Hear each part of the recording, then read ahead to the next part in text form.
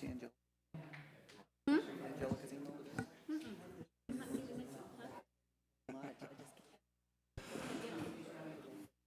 I can get up my.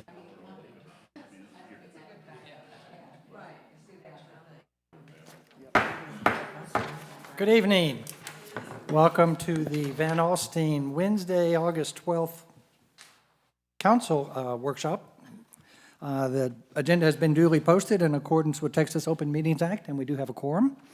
Councilman Thomas will be joining us in progress as he's stuck in traffic. Not in Van Alstyne, stuck in traffic somewhere south. As I mentioned a few minutes ago, the agenda calls for public testimony at this time. We thought it would be more productive if you saw the presentation first and then had an opportunity to make public comment. However, should warn you, the presentation will take anywhere from 20 to 30 minutes. So if somebody absolutely can't wait that long and has to leave, let me know. Seek recognition now. I'll recognize you for your 3-minute public comment. But if everybody's okay with seeing the presentation first, we'll proceed that way. Okay, I see no one seeking recognition, so we can start with our presentation. This is item 3 on the agenda. I should read it. Discussion regarding fiscal year 2027 budget and the tax year 26 tax rate. Jennifer. Move this over to the side. Good afternoon, Mayor and Council. Let me make sure I'm on the microphone. I appreciate your time joining us again here today. This time we're going to talk about the proposed fiscal year 2027 general fund budget. And for context, this budget covers October of 26 through September of 2027. The tax revenue is for tax year 2026, and that is what's considered in this FY 2027 budget. And those tax payments are due to the assessor collector on January 31st of 2027.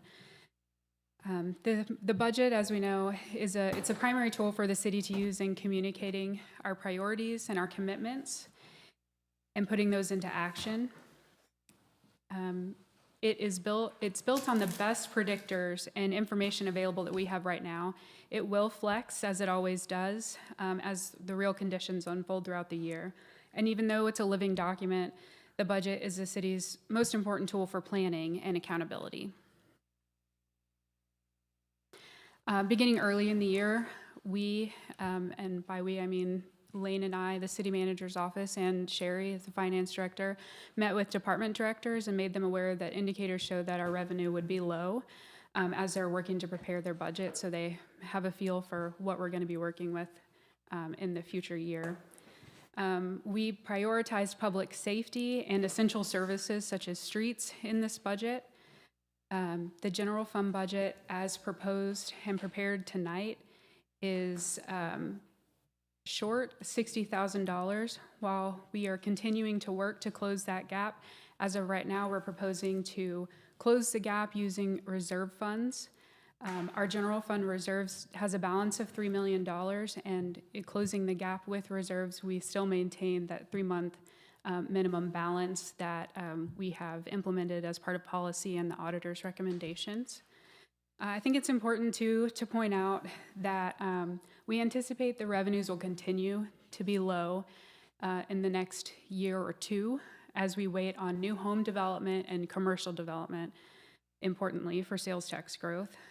As we're all aware too, the legislature is going to meet in 2027 and will continue to make efforts to hamper our ability to generate revenue through property tax and fees, to include those fees paid by developers for development.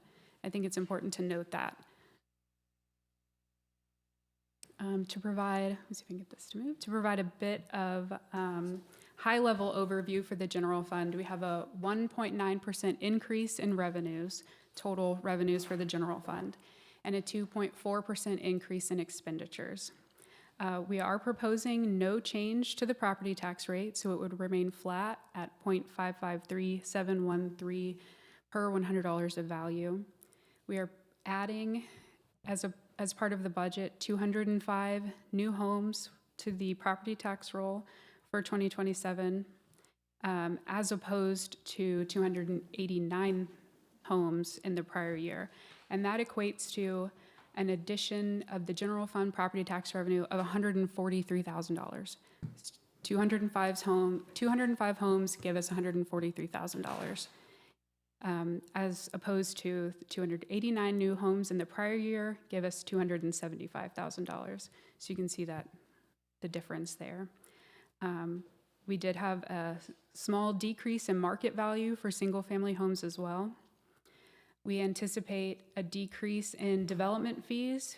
We have fewer large developments and subdivisions coming online, and the bulk of development fees come from infrastructure inspections that are paid at the time they start moving dirt on a new development, which can be commercial or a residential subdivision. Anyway, we're anticipating that to be down a little over $1.1 million. Sales tax will remain flat, except for the anticipated increase of the 2 commercial businesses we have coming online in '27, Kirby Smith and also Big D Lumber, which is anticipated to open, Big D Lumber is anticipated to open in March of '27, so that's halfway through our fiscal year. Let's see. And I want to note too that the increased sales tax as a result of those 2 businesses is based on the numbers that they've given us for their sales projections. So if those projections don't hold true, that number can change as well.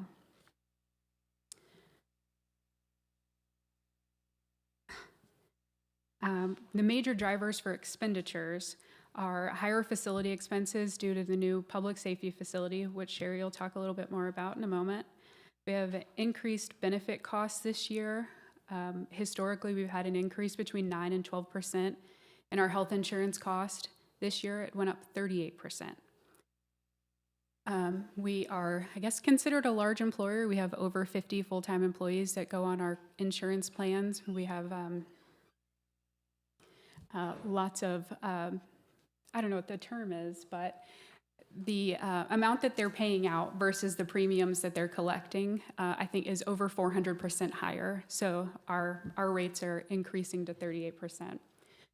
And that is something, that is just our renewal rate with our current provider. We're continuing to shop insurance providers, so we hope and anticipate that that will go down. But as of right now, 38% is what we know, and that's what we have plugged in the budget.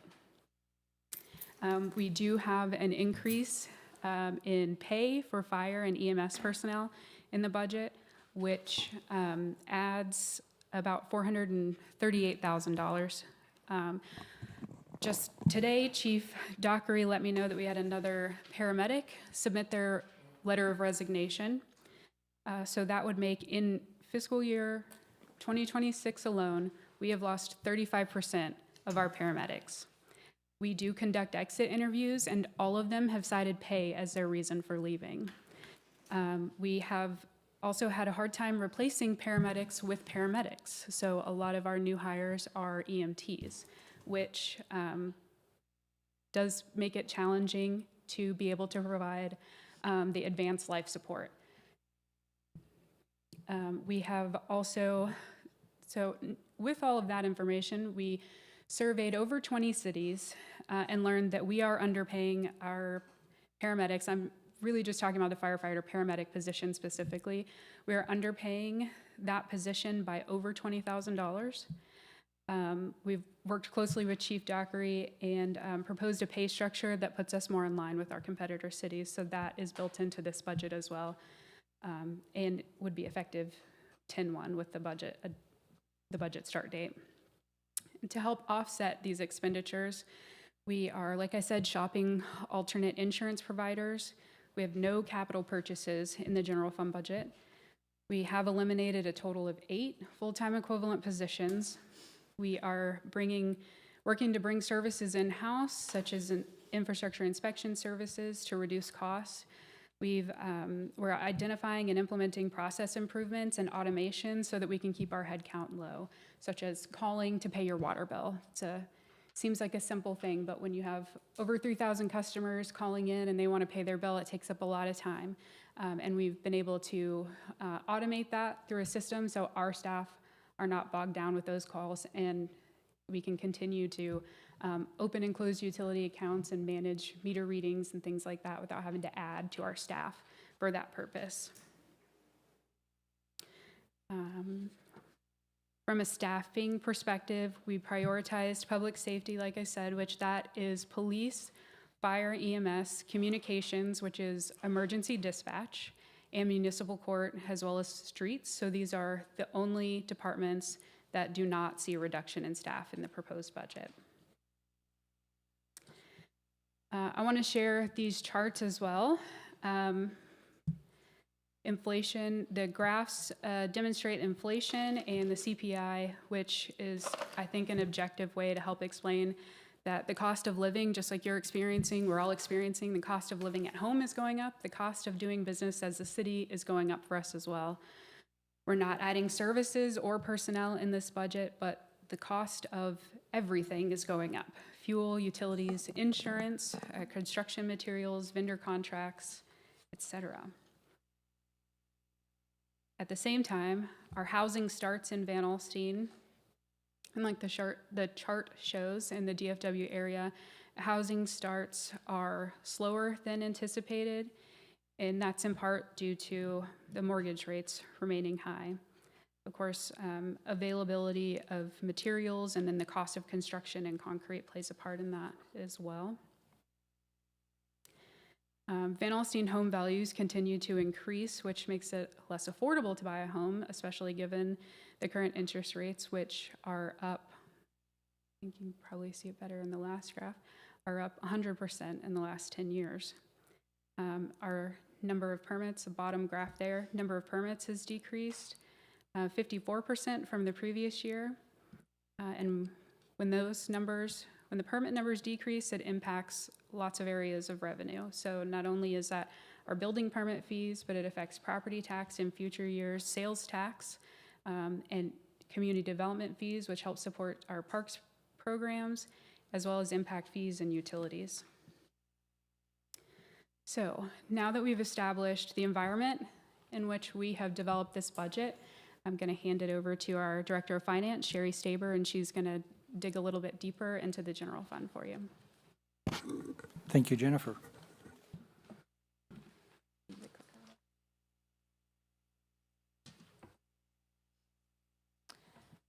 I know all of you are aware of how our fund structure is, but I just wanted to do a quick recap on our four major funds, which is our general fund. That's what we're talking about tonight.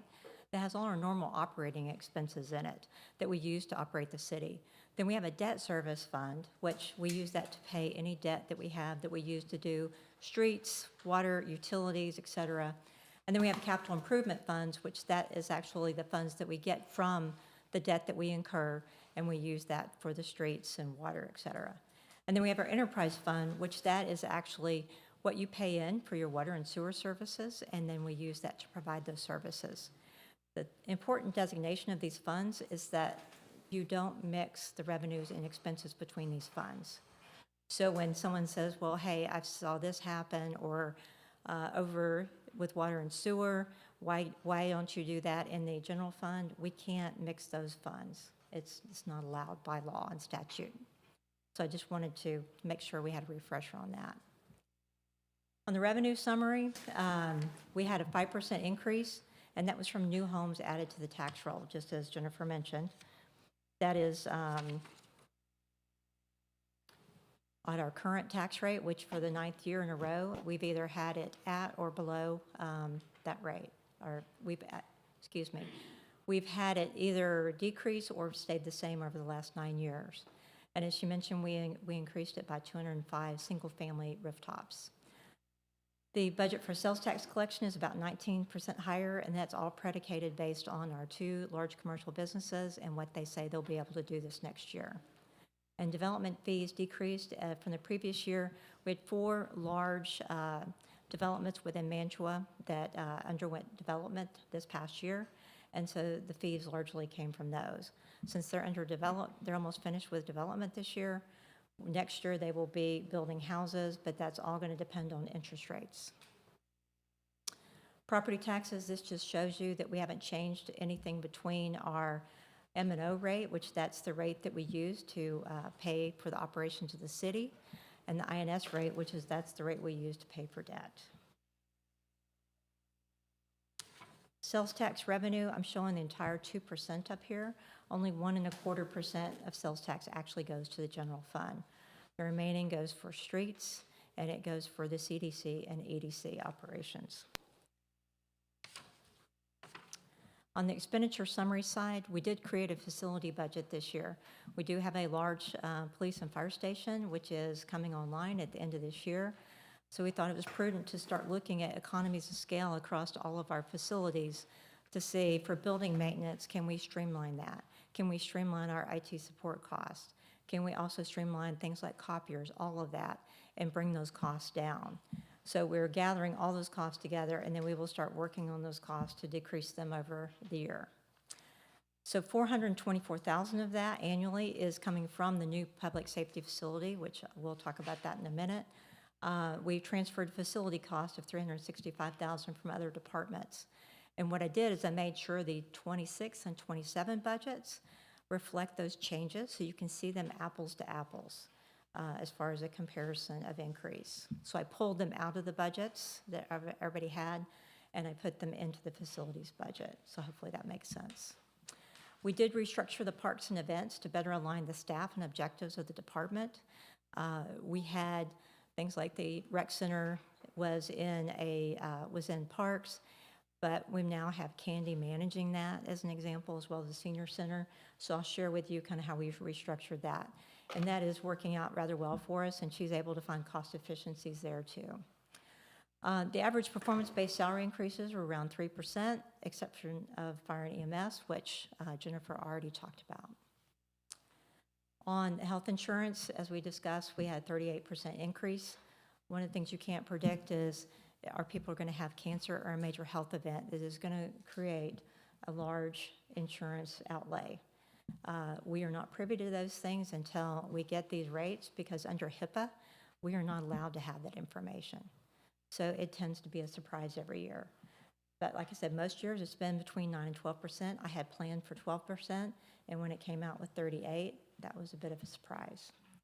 Another thing we can't control is our TMRS. That is the retirement system for Texas. It went up almost 1%, and that is based on actuarial tables that they produce in the middle of the year, and they say, here's your rate, you have to charge. So we have no control over that.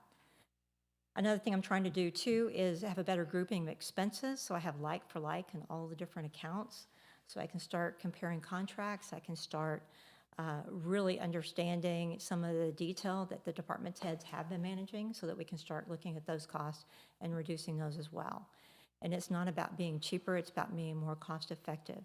Are we getting better services for the cost that we're providing? And that's very key going forward.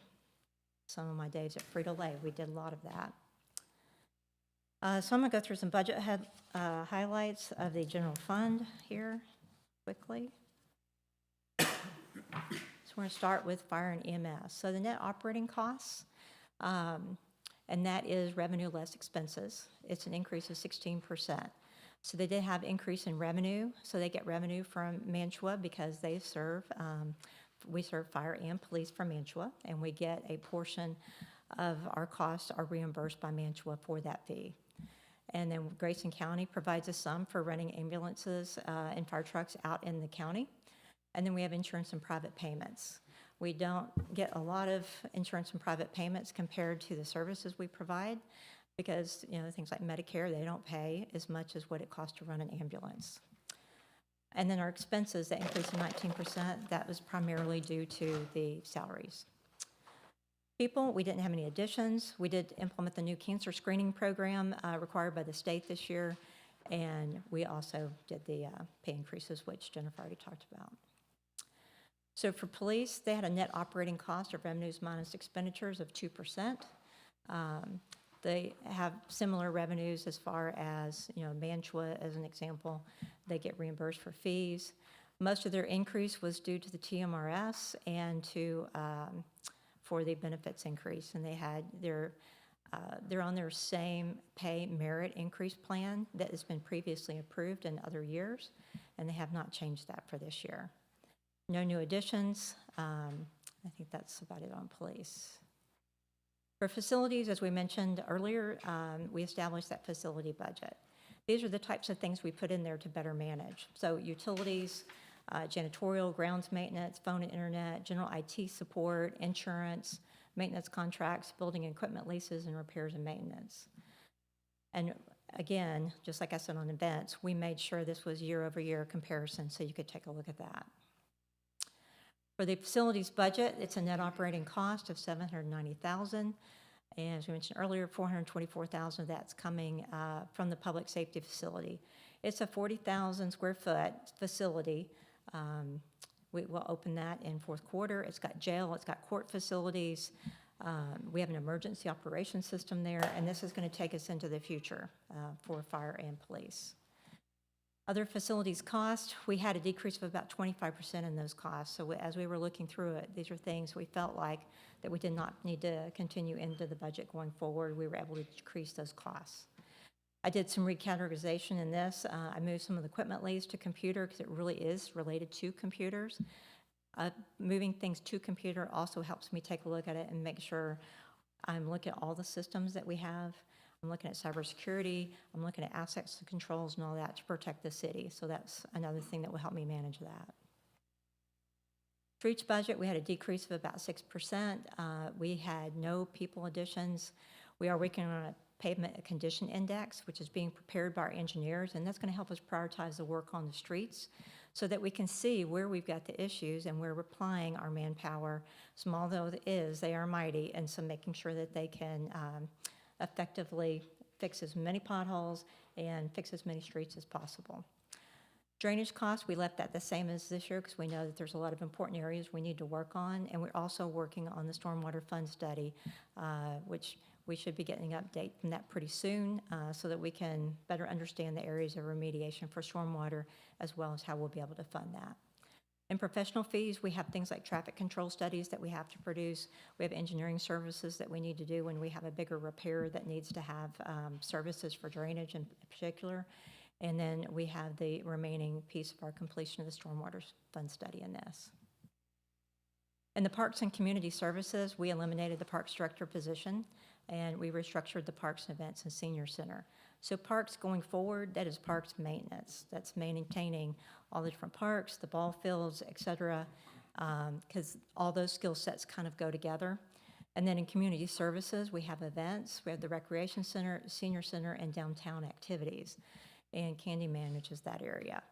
And I did make sure and restate the budget so that you could compare those apples to apples over both years. The parks budget, they had a revenue decrease of about 17% because we are not transferring in as many community development fees as we had planned to this last year. And that's because we have a slower pace of home building. As you saw on the previous slide, that's where the community development fees come from, is from home building permits. 0.75 of that director position comes out of their budget, and they're keeping their same headcount, but they just took over the maintenance of Hines Park. We finished that at the very beginning of this last fiscal year. They assumed ownership of the VISD ball fields, which are adjacent to Forest Moore Park, and then we have Lone Tree Park coming online, and that's with the same 3 people staff that we had before. Community services budget, we had an increase of 6%. That was primarily in the TMRS and the benefits increases. The elimination of the 0.25 director position came out of this area, and we had a full-time position which we converted to multiple part-time positions that equivalent of a full-time position. We're using some high school kids to help with the rec center, and that's working out for us pretty well. The sponsorships of the $110,000 from local businesses, they do cover the cost of the entertainment for the events, and that has been our goal from the beginning of trying to do that. We kept it the same as last year because with the economy, she is struggling to try to increase that at this point in time. Senior Center was completed in March of 2026, and I think many people have seen that. It's gone very well. The parking lot, it actually was just completed this week. We are working on the landscaping, and some of that won't get done until probably in the fall when it's more conducive for the landscaping to grow. County's been able to support the new senior center with activities and programs with no increase in headcount. In fact, I don't know if you guys recently saw, they went to Choctaw, and I said, how did you do that with the staff you have? And she said, senior center took them. Our senior center board took them. And I was like, oh, that's pretty cool. She's also expanding engagement with downtown businesses too, because we want to drive more business downtown and help the business owners down there. So she's going to be looking for ways to work with them to see how we can make that happen. If it's more activities or programs downtown, if it's more consolidated advertising, but she'll be looking more into that. Library budget, as many of you know, we've had a decrease of 36%. We have staffing that we're proposing of 2 full-time and 3 part-time positions, and that's a decrease of 3 full-time positions from the prior budget. Current filled positions are 4 full-time and 2 part-time positions. We would maintain the current hours of operations as they sit today, and there would be no material impact to programs. There is a list of the programs that are being looked at right now with Judy to understand like what are the core most important ones, which are the most attended, which are the ones that people really want to stay in place so that we can make that happen. The internal renovation completed in July of 2026, as you know, and the major roof repairs, we finished those this year too. One thing I do want to note that is important is I have heard that there was donations that were put into the facility. I have not seen any of those donations, and by the Governmental Accounting Standards Board, we should have those recorded in our books, and so I will have to ask some questions about that going forward. What you see here is just city-provided revenue that funds this. And there is grants from government organizations, but there are no donations. On the museum budget, we have a decrease of 62%. We have a full-time person that has just become part-time, and we've have updated museum hours of 10 to 4 Monday, Wednesday, and Friday, and the other costs are flat to the previous year. Development services budget, we have a decrease of 38%. Again, if we do not have a lot of large developments, we don't have the fees associated with that, and we have some expenditures which actually go down as a result. One of the key things that we had go down is in engineering services. We made a decision, I think it's a little over a year ago, that we were going to insource the majority of our infrastructure inspection fees. So we hired employees to do that, and we weren't able to take over all of them in the beginning, but the team has gotten so experienced now that they have taken over all inspections. They're doing a fantastic job. And we're even doing the ETJ inspections. So we saved over $400,000 in engineering just because of that. As far as people, we had 3 previous full-time positions, which were budgeted as full-time, and now we've made those part-time instead. And we did eliminate 1 full-time position, which was one of the building inspectors. Because with building inspection, being what it is right now, we saw and far enough advance, we didn't hire that position, and so we're eliminating that. We had a planning position which was budgeted in 26 but not filled, but this is a critical key position that we have to fill in 27.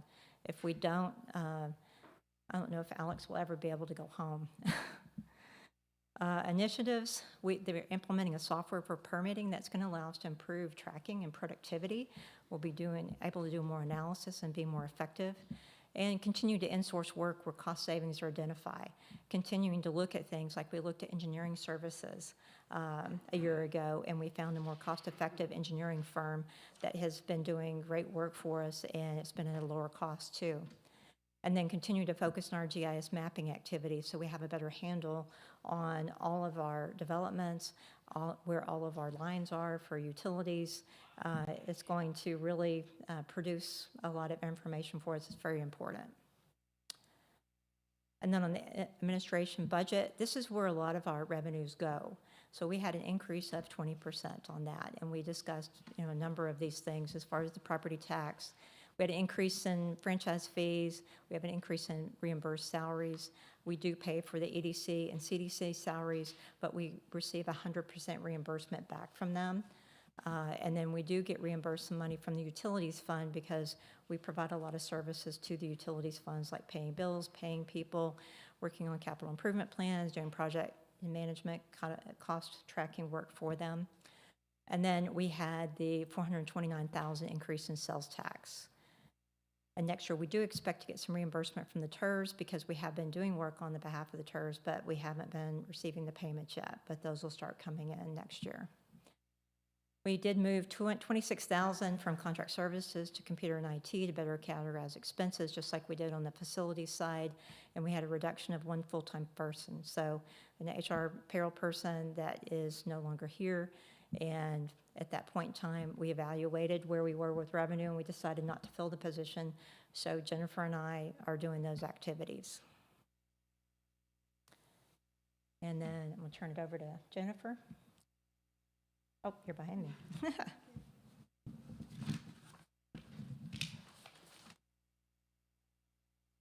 Thank you, Sherry. Very well done. Probably the time you want to ask for public comments, but just to identify next steps, as of Friday, the budget was officially filed with the city secretary, which is a state requirement that it be filed at 30 days ahead of the date that we anticipate taking action. Tonight, we would ask that you propose a tax rate, and that would be on the screen there, the motion language to keep the tax rate flat. And this doesn't set the tax rate, it just proposes the tax rate. We will have advertised for a public hearing and hold that public hearing at the next regular council meeting. Susan, correct me if I'm wrong, I do believe that if you propose this tax rate, you cannot go above this tax rate. So you wouldn't be able to increase it, but you can reduce it. Now I'll step away so you can have the public Thank you. comments. Okay, does anybody on council feel the need to ask any clarifying questions before we go to public comment? From either? We're coming back to it afterwards, right? Yeah. Which do you want us to do? If you feel the need to clarify anything we just saw before we go to public comment. I But said, do you want us to do it after? if you think it's clear to the public, we can go to public comment. You will have a chance to make comments later. That make sense? Sort of? Not clear to me, I doubt it's clear to them. The tax rate, not that I want taxes to go up at all, but did you guys look at if there were a slight increase, if balance your budget, or what difference that would make?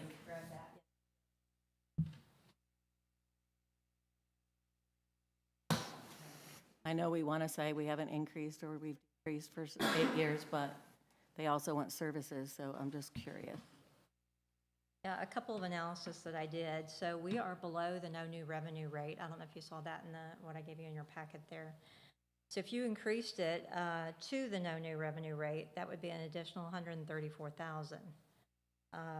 For every penny that you increase, it's $103,000 roughly, every penny. I'm not saying we're doing that, I just was Right, I just want curious to give you the information. what difference that would make. Another interesting fact that both Anna and Melissa, they did increase, or they did propose their tax rate to be increased because of their debt service rate. So when they, the county goes through a very complicated rate calculation that is like, I don't know, 10 pages long or something, that you have to have a PhD to understand. But in calculating that, our debt rate ended up being higher than what we actually have in our tax rate. So the tax rate they came up with was 277,133. And if we were to raise it to that, that would be another 300,000, but that would only be on the debt service side.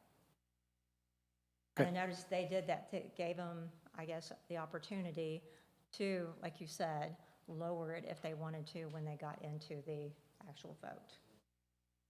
So, hold on. So Anna and who's Melissa? Melissa? Raised their tax rate, They proposed it, yeah, proposed tax rate, service their debt. yes. But they left their M&O. We are not at this point.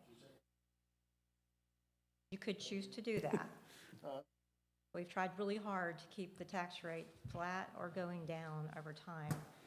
But as Jennifer said, the next 2 years are going to be pretty hard. We have closed the gap on the INS by using interest earnings from our debt, which is allowed. But it's Thank you. not coming from our tax. The gap's not coming from taxes. Okay. Anything else need clarification before we invite public comment? Okay. On the telephone and internet, it looks like it's on each individual budget, but then it's also under facilities. Maybe So- you explained that, but you went really fast and it went No, right I over my did, head. that's a good clarifying point. So each department, I will be changing the name of that account. It'll be telephone, basically, or more likely cell phone usage, right? For each of the different department budgets. And really what's in facilities is the internet portion, and it's the landlines. What do you mean, why? Like, Because each department has a choice on how many cell phones that they are going to use, whereas well, it internet, seems that like is a it basic went, service. it went up pretty high on almost every department, so. Just cell phones. We have a lot of people that are out in the field, and before, they had no way to call us. If there were issues, or we needed to provide them instructions. We also have had more iPads, which have I cellular understand that, service. I just, if we're cutting staff, but yet we're needing more cell phones, that didn't really. What I was saying is that not very many people had them before, and they were out in the field working, and they had no ability to contact us. And it's not like you can go to a payphone anymore, unfortunately. That would have been cheaper for us, to put in a quarter and make a phone call. And then in developmental services, since we're on that, I know last year, I think it was last year, maybe the year before, but you guys said that about the engineers, hiring engineers. Now engineering went down, but contracts are going up. So what does contract services cover? Oh, contract services covers Zach Tax, who has been advising us on the PIDs, and we will be getting reimbursed for some of those services. The PIDs and TERS, I should say.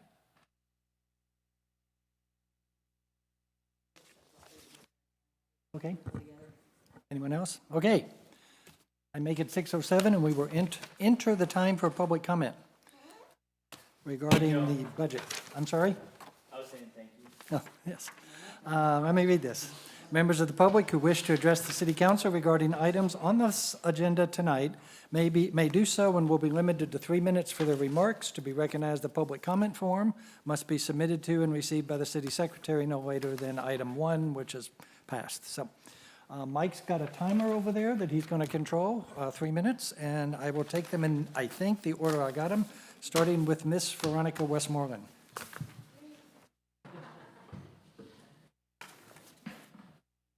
I am Veronica. I have been a citizen of Van Alstyne for 21 years.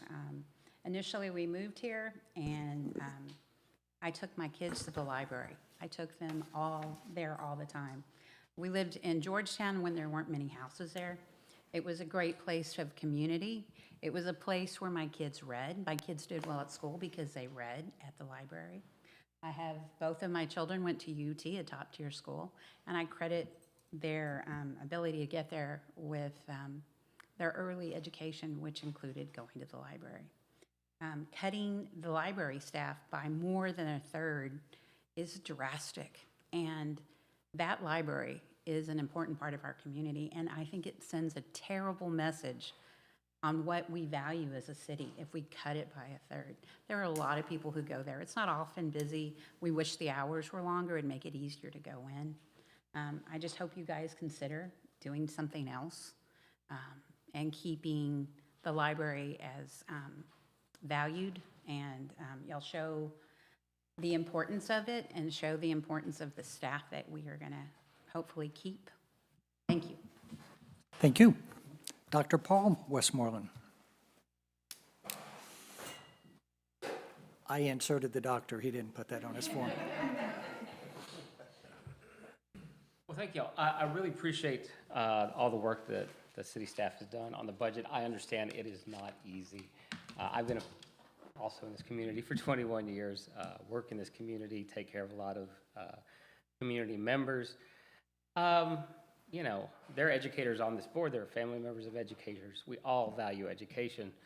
And a library is not just a place of books. It is a center of education, of community. And so just budgets are a statement of what a community values. And so I just want y'all to think about that when you're making these decisions. I do think there's a too big of a cost coming out of the library budget. And, you know, things go around. There's been whispers of maybe eventually privatizing the library. I think that's a horrible idea. There's a lot of institutional knowledge, community knowledge in that facility that if it was taken over in some other way would be lost.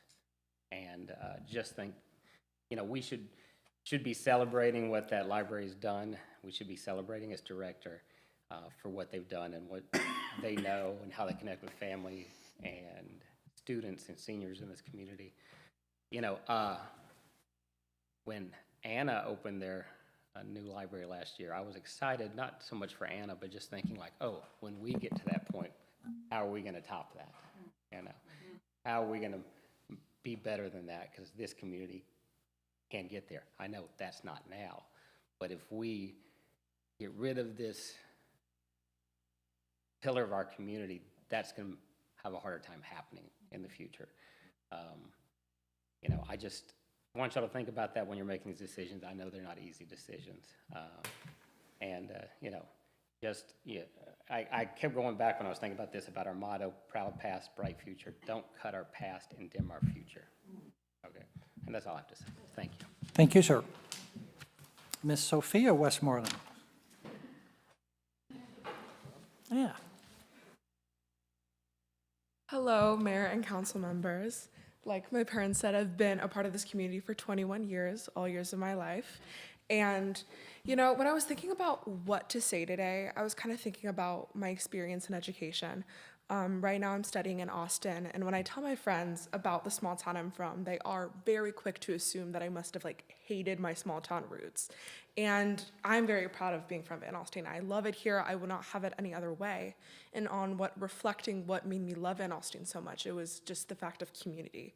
You know, that's the one principle that the city has taught me more than anything else. You know, we show up for our community members. That's why all of you are sitting in these seats, and that's why we have community around me right now. And as you said, a budget is a reflection on what this community values. And growing up here, you know, like my mom said, I went to the library all the time. Me and my sibling went. I learned, even when I babysat kids here, I took them to the library to their events, and they always loved it. It was the best part of their summer. And in order to put our values in the right place, you know, I understand budgets are hard. I understand it is difficult decisions, and I thank you for your work taking on these difficult decisions, but I would really find it valuable, and the people around me would really find it valuable if you would reflect on your decisions regarding our library staff. You know, we are a community. We stand up for one another. We fight for one another. And I hope you can acknowledge that fight within our library staff. Thank y'all. Thank you. Miss Sarah Messias.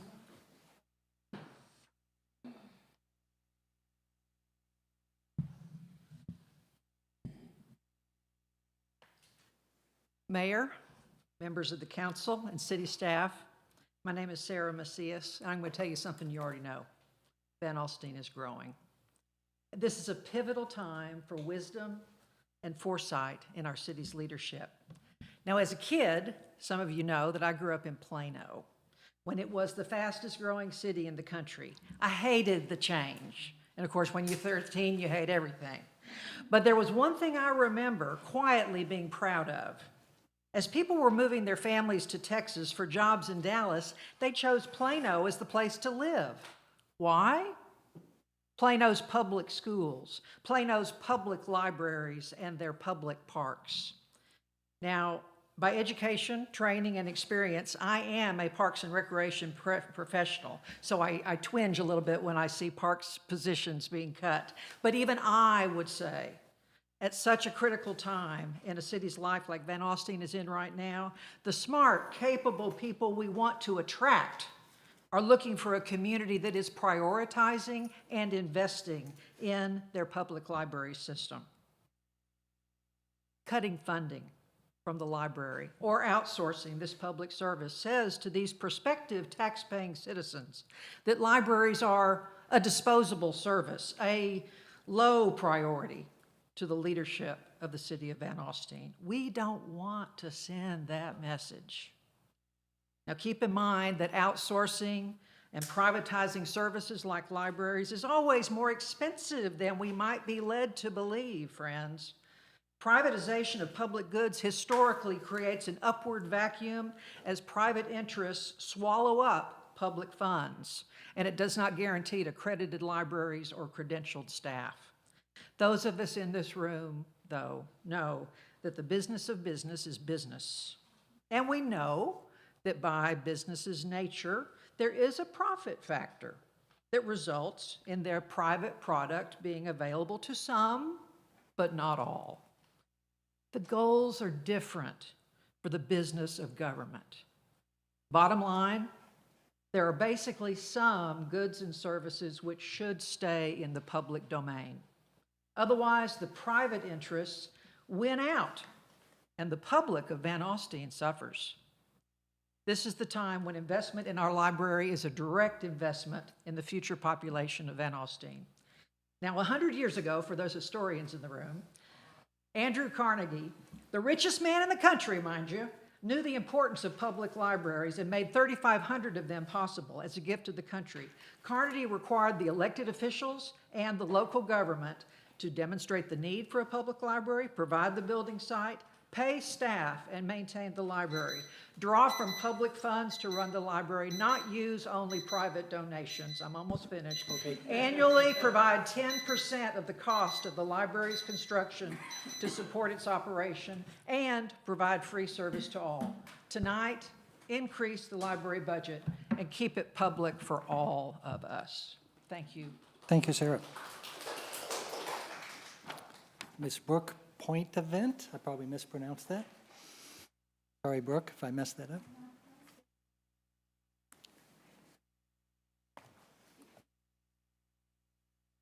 I forgot. I'm supposed to say my address?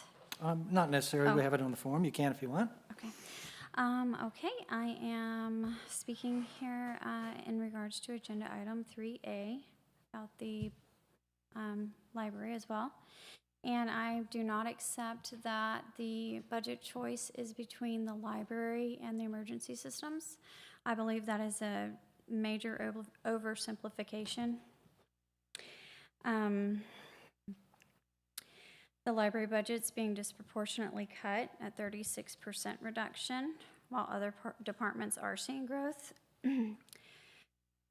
What this means is that we'll experience a 42% staffing reduction, and if you combine it with last year's, that's a 47% total reduction in 24 months.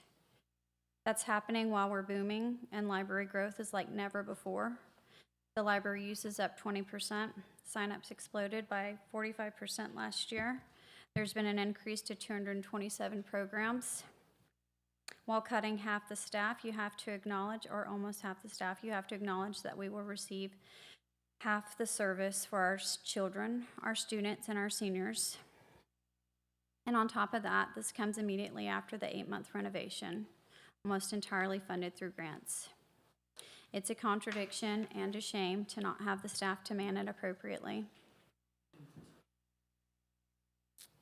All the more, termination notices being sent out before budget workshops have happened seem very preemptive, and there should be something against that. Honestly, I'm sure there probably is. And also, yeah, a group of us are concerned about privatization for the library.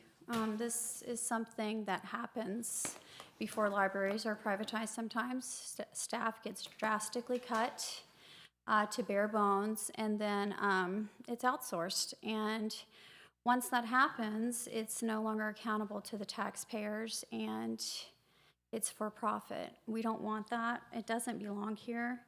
And I filed a PIA to request all third-party communications regarding any kind of library privatization discussions to bring any hidden communications to light. And finally, we have an award-winning library here. Out of 516 libraries in Texas, Van Alstyne is of 101 who have earned the State Achievement of Excellence Award. We're in the top 20 statewide, performing far above and beyond. This department is excellent, performing far above and beyond. Major slashes, that's crazy. Why are we defunding excellence? Thank you for your time. Thank you. Ms. Tracy Gibson.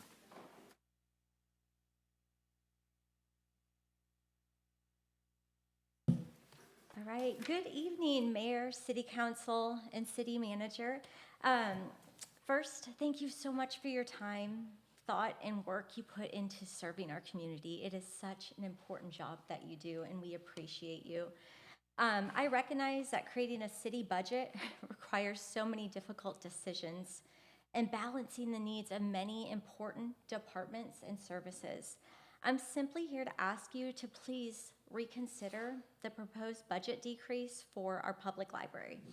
Our public library is an important community asset, and the numbers show, that its importance is growing. In 2025, the library saw a 45% increase in new patrons, welcoming 746 new library users. And just last month, in July 2026, the library recorded the third highest number of people walking through its doors in history.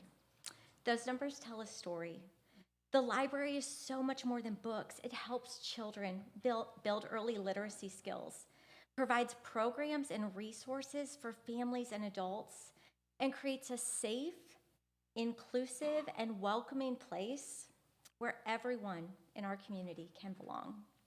Van Alstyne is incredibly proud of its history, and our library is an important part of that history. Based on the growth we are seeing, I believe it is also going to be an imperative part of its future. I'm not here to say that the library is more important than any other department within our city or any other service. I'm simply here to stand for something that is clearly being used, valued, and needed by our growing community, and respectfully ask you to please reconsider the proposed budget decrease. Thank you for listening, thank you for your service, and thank you for everything you do for our community. Thank you, Tracy. Ms. Claire Thomas.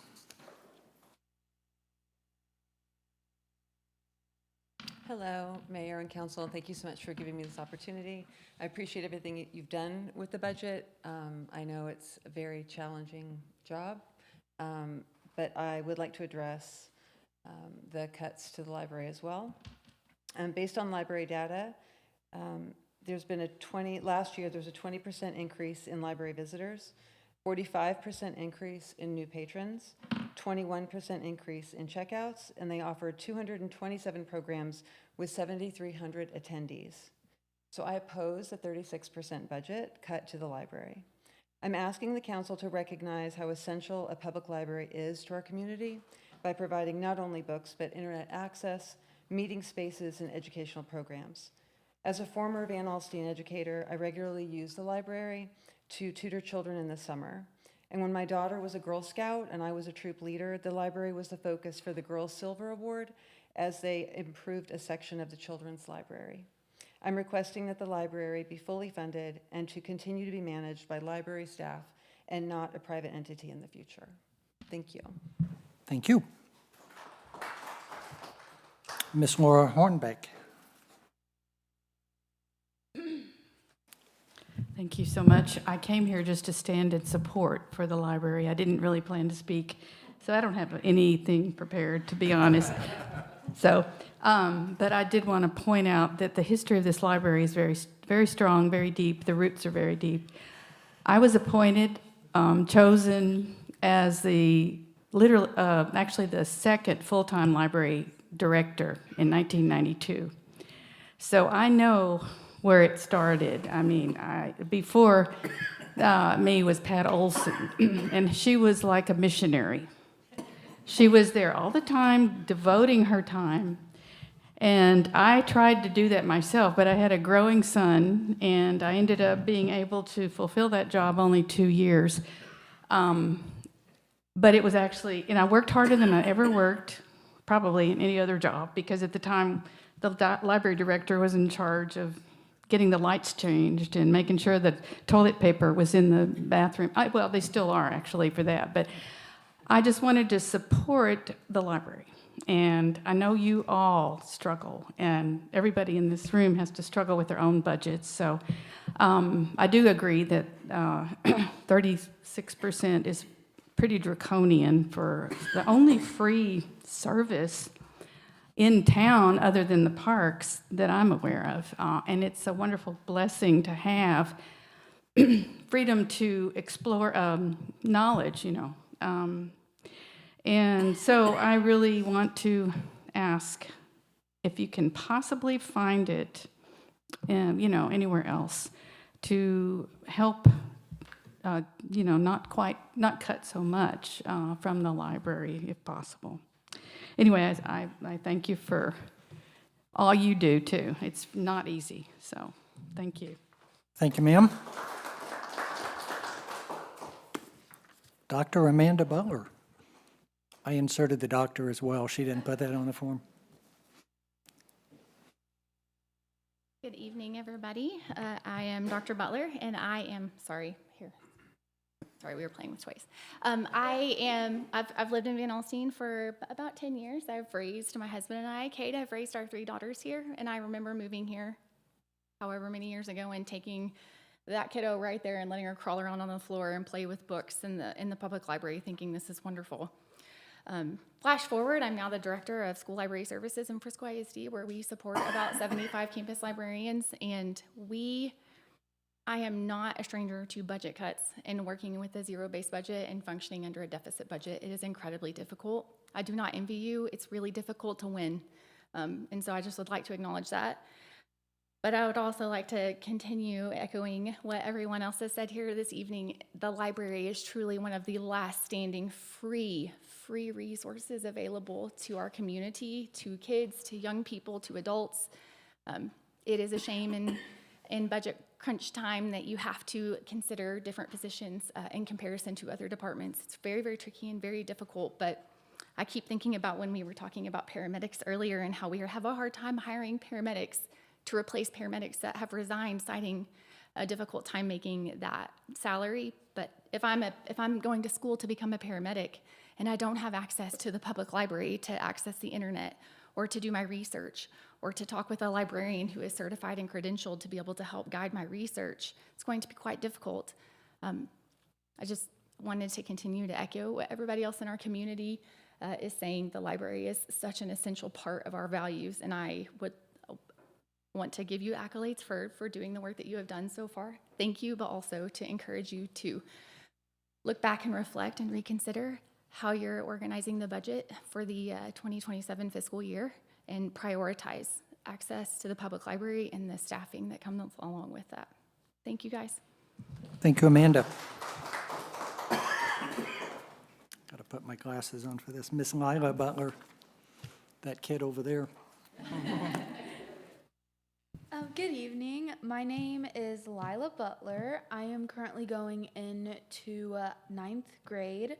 And I just wanted to start by saying that I have always been an avid reader. And ever since I can remember going to the public library at Van Alstyne. And I have gone from Ginny B. Jones books to almost anything I can get my hands on. And I speak on behalf of all of the kids and young adults that you have talked about in this meeting when, although it may not seem like it with all of the new technology features, we still use the public library. I speak on behalf of my friends who we use for meetings for school projects when nobody else has a place to go, robotics meetings, when we need resources that maybe sometimes parents can't afford to buy that are at the public library. I wanted you to take this into consideration when you think about the budget related to the library, and that when you do cut staff down, the library is open less, and it gives us less freedom to move around when it comes to school-related things, because we are in school. I believe high school ends at like 4:30, and then we have to transport back home from school, and then we have to go to the library. And oftentimes when you do cut staff back, the library will be closed by then. And we are also at school very early in the morning, especially if you're in athletics. So I would just like to thank you so much for your time. I know that this is not easy, not an easy decision to make, but I would just like to speak on behalf of all the young adults and children. Thank you so much. Well done, Lila, thank you. That concludes all the public comment forms that I have. Therefore, at 6:30, I will declare the public comment portion of the meeting to be concluded, and we'll move to council discussion.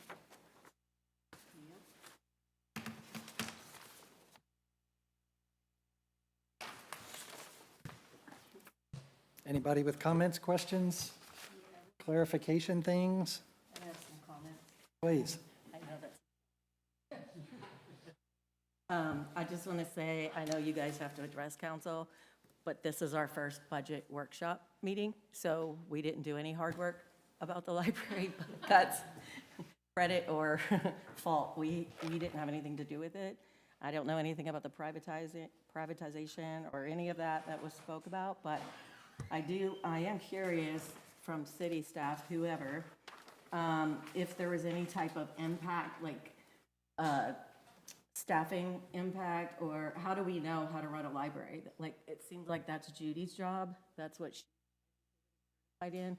I was wondering how much of that decision was made with Judy in mind, and why we're acting on a budget that has never been brought to us before by cutting staff because they already received their resignation letter. And what? Termination?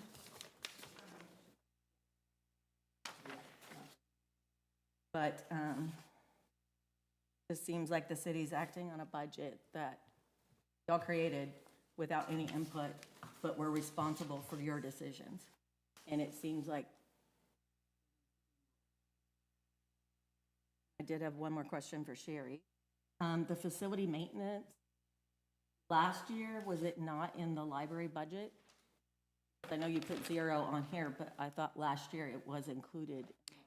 It was included, and I restated the budget for '26 to show it pulled out of '26 and pulled out of '27. Yes, So it's apples to apples comparison. So how much of that facility library? I think, I'll pull it up for you, but I think it was like right around 50,000 or so. That's a rough number. I have to look up the actual number. I also think doesn't really make sense to me in what you presented. I don't know if it was you or Jennifer, but saying that hours won't be cut, programs won't be cut. We're adding all these, goes for parks also. We're adding more parks, we're cutting more staff, things aren't getting done. The library is going to be in that same predicament if we're adding all these things and you're saying we're not losing anything, but we're losing a majority of the staff, like 2 full-time people. I just wonder who made that decision, why, what is it based on? I know we don't handle staffing, but we do handle your budget, so if anybody wants to answer that, I would appreciate it. Let me ask, Jennifer looks like she's ready to talk, so. But first, I want to ask you specifically about this idea that termination notices have gone out. That is, I want clarification on that, too. yeah. Would you like to clarify that portion above anything else? We did notify 2 staff members that their positions would be cut as part of the proposed budget because the conversation is being had. Those notices are not effective until 10/1, so they can certainly be rescinded if it's the pleasure of the council to change that direction.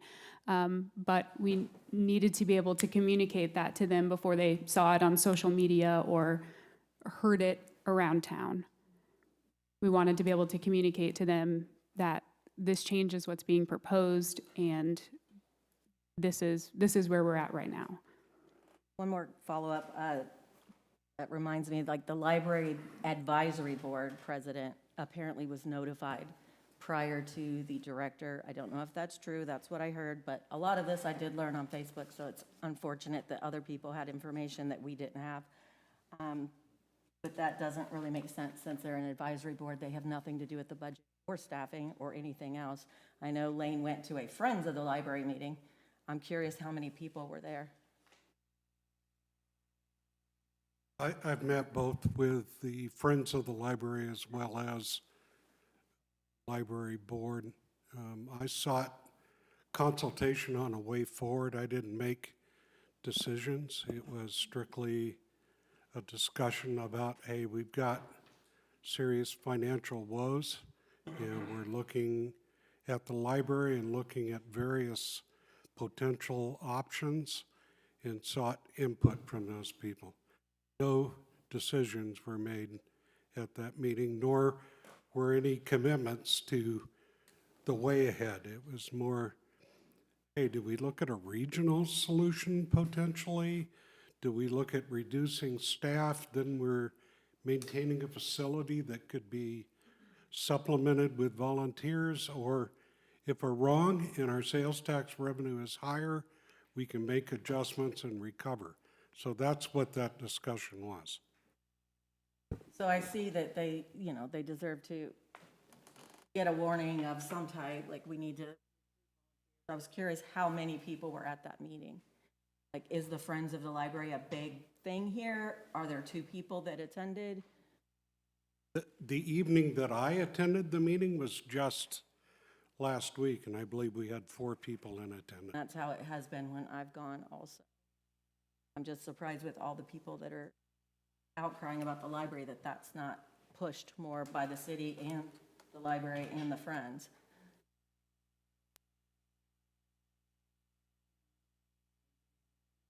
You could, I have absolutely. another thing about fire. Okay. Sorry, Ryan, but you know I'm going to ask because I do every year. But you're talking about having a hard time getting paramedics. And I do know that a recent class of like 20-plus paramedics graduated from Grayson, and some of them were local. And I asked one of them if Van Alstine attended any of their classes to try to recruit or did anything like that. They said no, one fire department did, and it was Heath.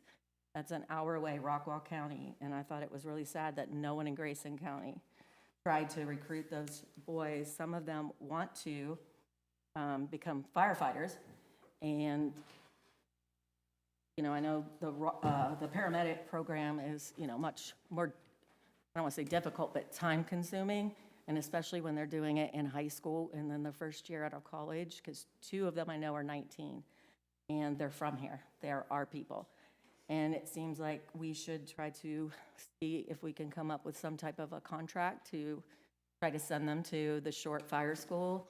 And then in turn, they sign a contract and it would help with staffing. Plus, they're all paramedics.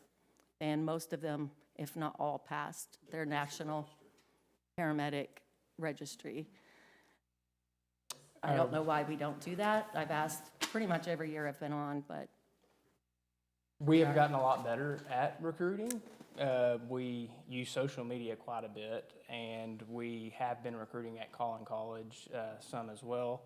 And we do send people through Fire Academy. That we actually did with one of the paramedic onlys that we did hire on. Is it something that we can get better at? Absolutely, and we will work to be better at that. But yes, during this last hiring process, we didn't have any paramedics at all.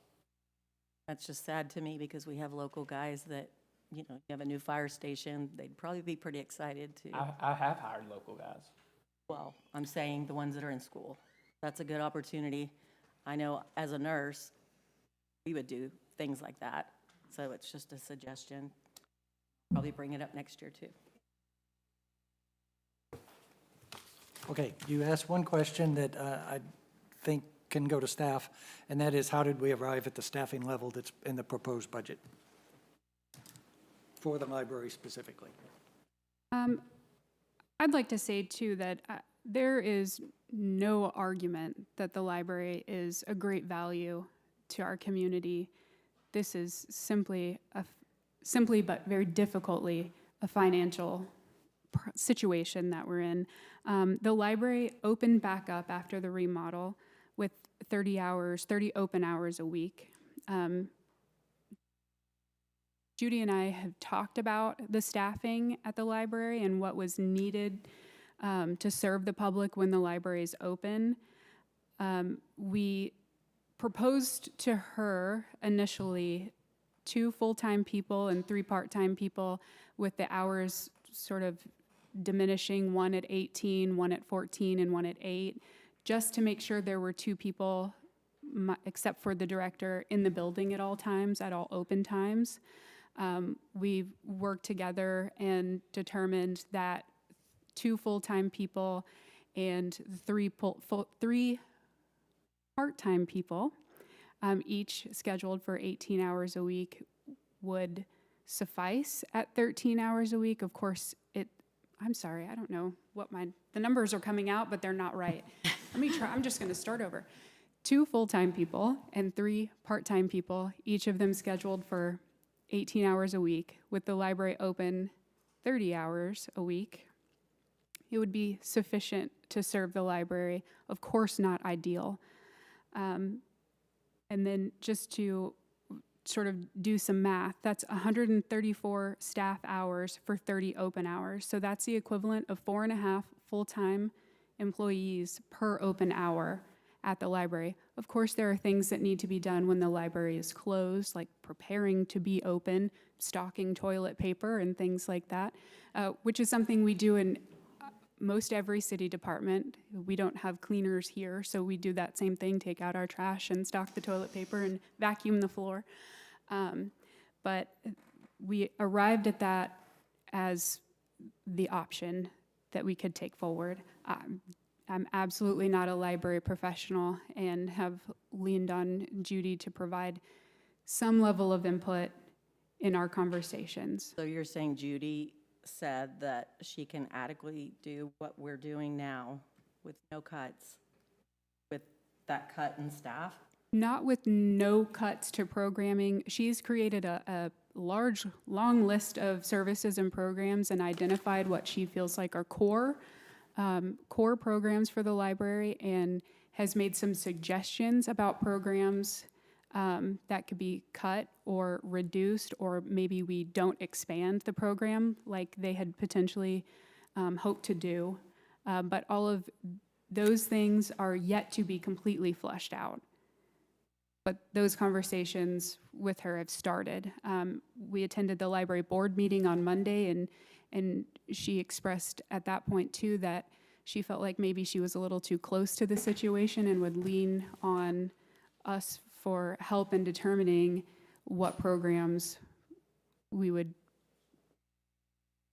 keep in play or reduce, and potentially utilize volunteers like Ms. Hoganson, who spoke last night about the Shoots and Sprouts program, to help continue.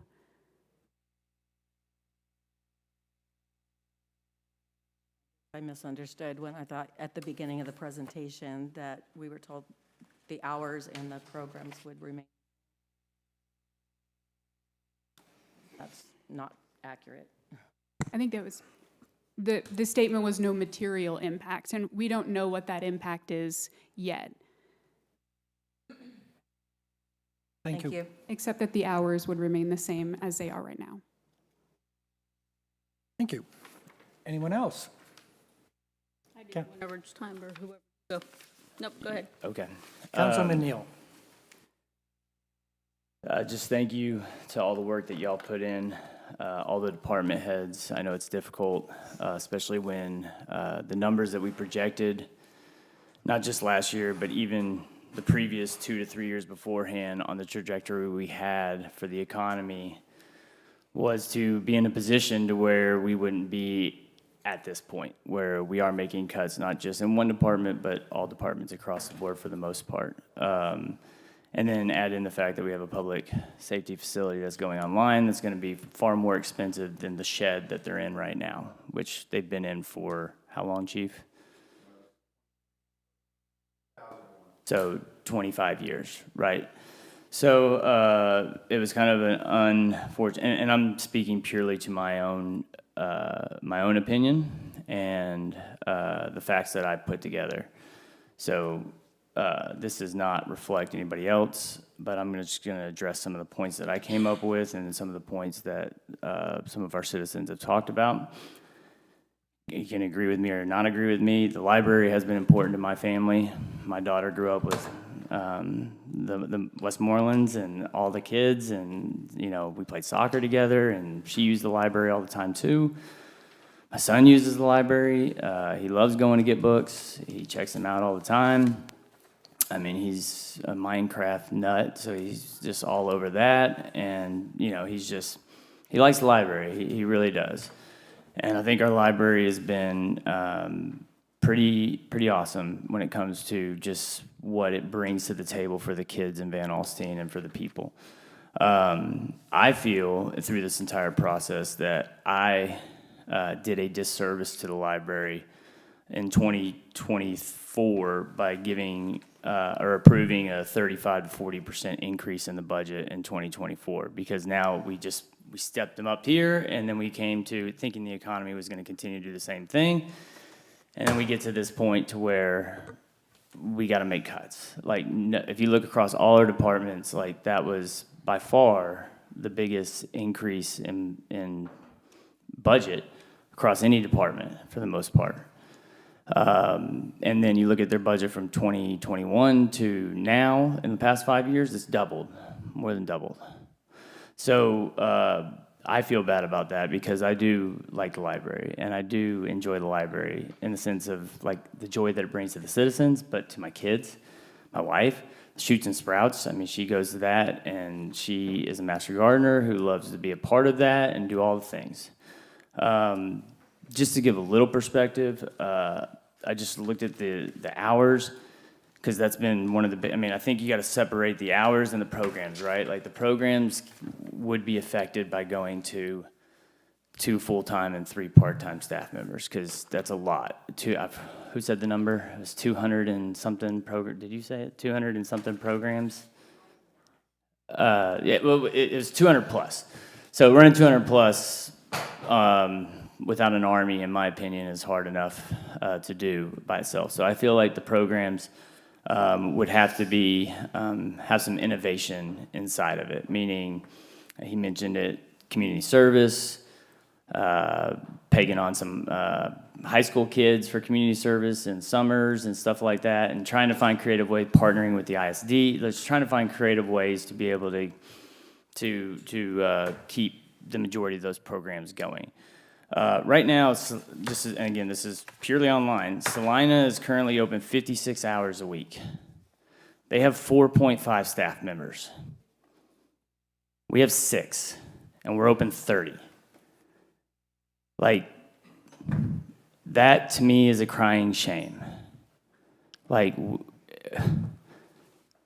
we should at least be open 40 with six members in a town of 10,000 people. Salina's got 45, or I forgot what the number was, 45,000 people in it.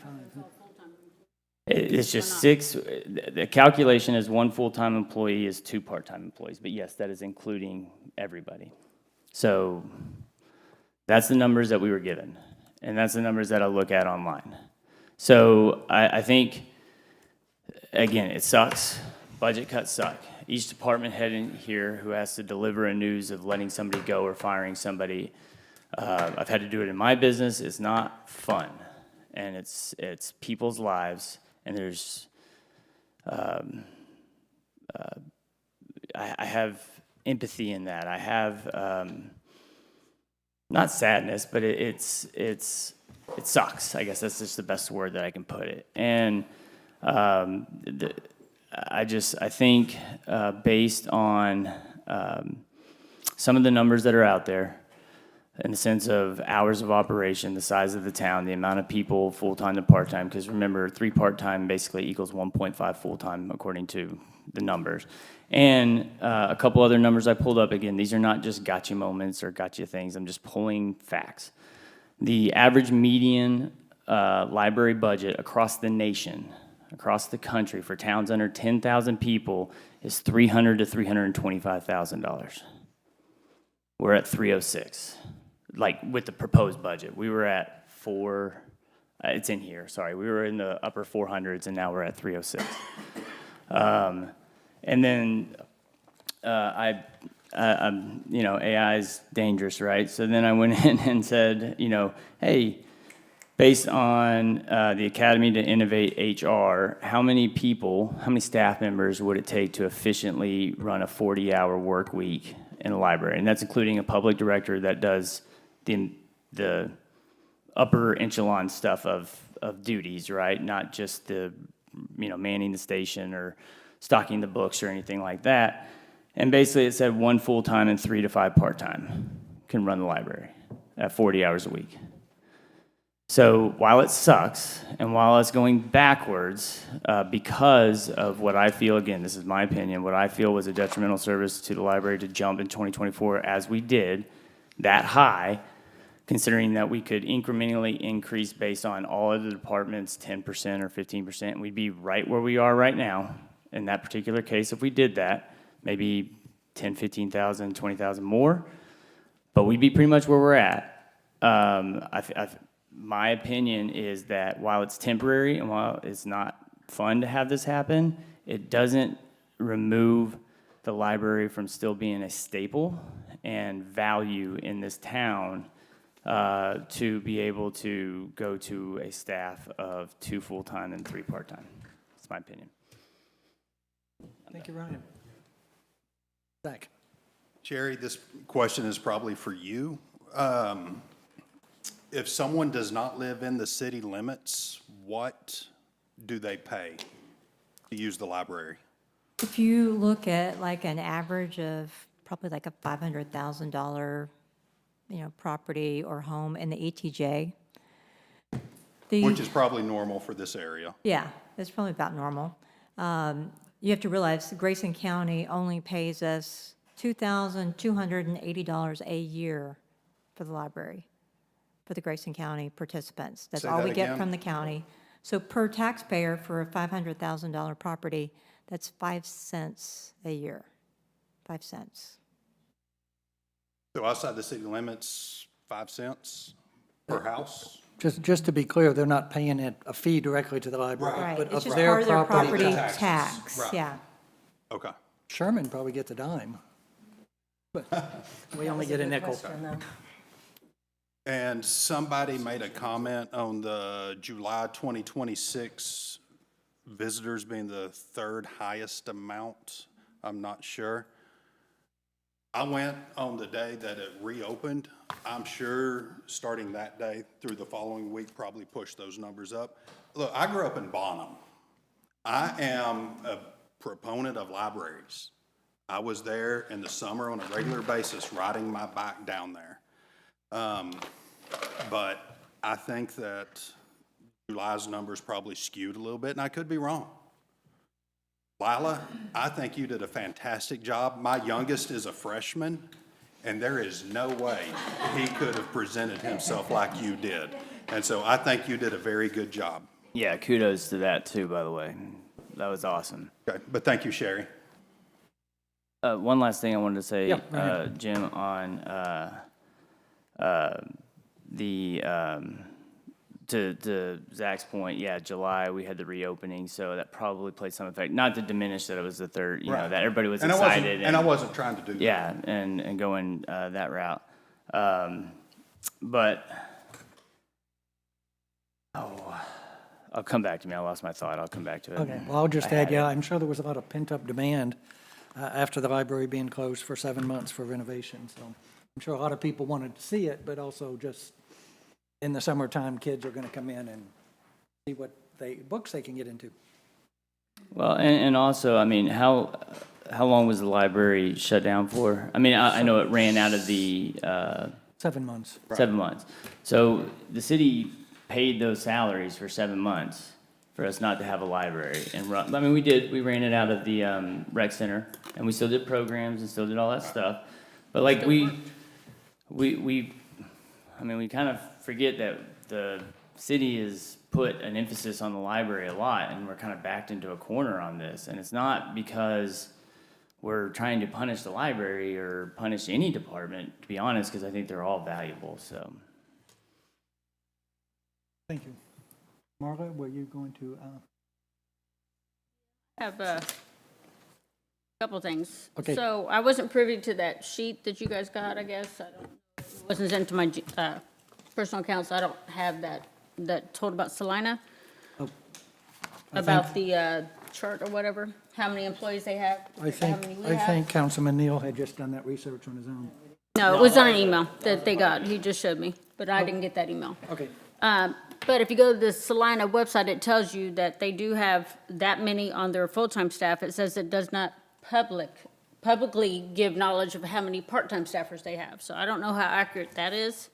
Either way, it's a large library with a lot of hours to not have more than just that many employees. When it says the higher director ones, that they have several. They're administrative. They're not in the library. They depend on their part-time staff. So I think that's a little skewed on our numbers, just going by that. I just got that based off. The other piece of this, we all get it. It's money crunching time. This is not the fun time of the year for anybody, on whether it's here or at home either. I mean, we all look at our own budgets. It's not pretty sometimes, but I do want to address that. On that, can you go back to the slide that had the library count? Because it was not, made a note on it, but then it doesn't make sense. It's further back. All right, so current filled positions right now, full-time, and 2 part-time. Correct. That's what's Then on the the line payroll. I'm sorry? That's what's on the payroll right now being paid. The line above that says there will be a decrease of 3 full-time, so decreasing the full-time positions. No, from the budget. So she has some positions right now that are not filled. So in the budget. Yeah, so in the budget, there is 5 full-time positions and 3 part-time positions, is what was in last year's budget. Okay, but not used. One was not, okay, I see what you're saying. Okay. So now we want,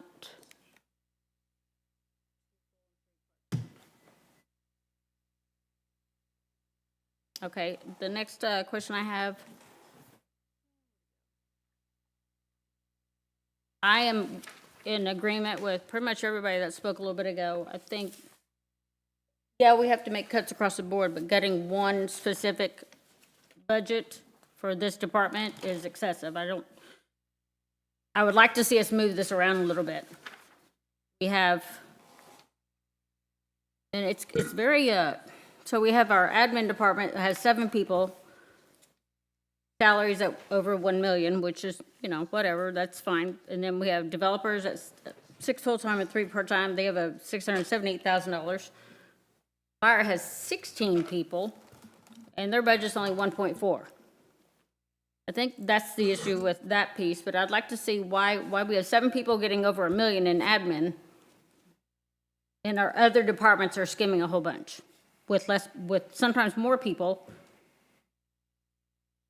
Why is our admin section and our development section, development services are not so much the extreme. Their budgets looks a little bit low as well, but it's not a big cut to them, but the admin section is overwhelming.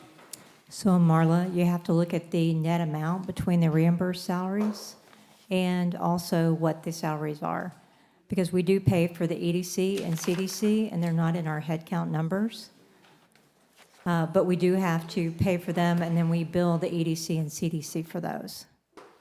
I see the admin section. Yes, we pay for them out of the admin section. So if you look in reimbursed salaries in the revenue side, That's where I'm looking, okay. and that's just the way the financials show that. Wash, is it not? It's in and out? Am I seeing it? Not separated down here?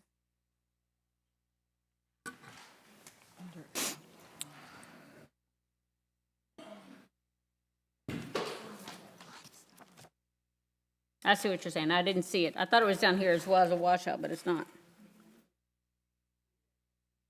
It does wash out at the end, but it's. Yeah, it washes out Yeah, at I the was very end. like top and bottom. Yeah, That's it what I was nets looking out. at. Yeah. What is the,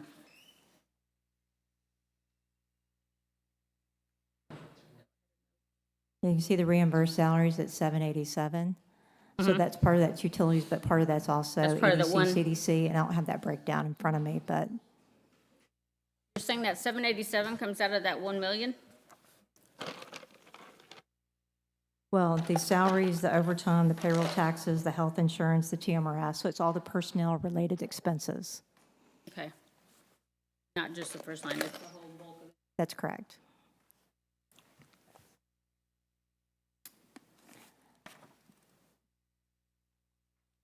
So those other departments pay back the general fund for the services they use. On our development, I'm switching gears here, on the Development Services Department, there's a slot here for a new hire. I thought we were not adding any.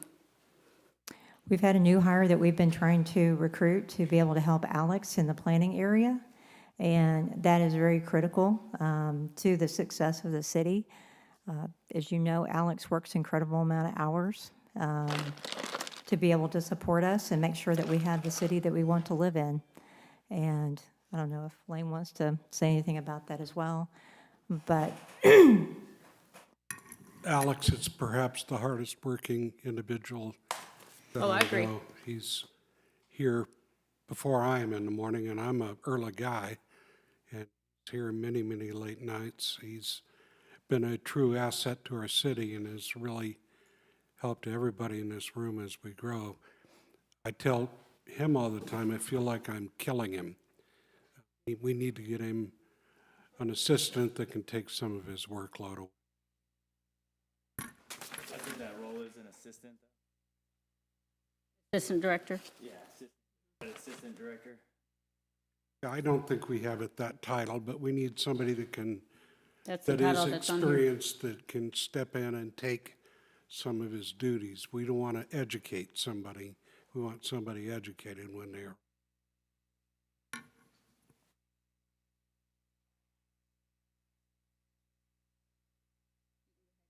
Oh, I was just I gonna. lost ask- my other note. No, it's okay. I was just gonna ask about the court cost, the increase to the 110,000. What is that due to?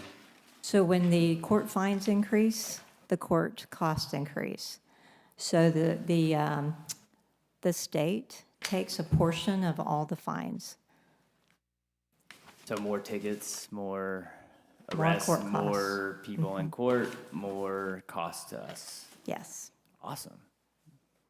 We still get to retain a portion of it, but portion goes to the state. They take their cut. Okay. They're still looking. Can I ask a question? Yep. Again, Ryan, not picking on you, I'm just curious. Did you guys look at, like, last year, I don't remember if your guys got raises. And by the way, I respect you guys and you deserve everything. So I didn't mean anything by that. It's just, we need to do something to think outside the box here. But I'm curious, were we underpaying a year ago? And did we bump them up? And then the other cities just kind of jumped ahead, and so you're kind of chasing what other cities are doing? We tried to get to a comparable range last budget year, but the budget was tight. And so we had to settle for a 3%. Yeah, that's something that we always stay on top of. Well, I know you try, but we're I'm always saying, looking at it. yeah. And but at the end of the day, I mean, when you look at it, we are way behind, and that is the driving factor. So we just keep getting farther behind. We keep getting And further now it's caught up with and us. further behind.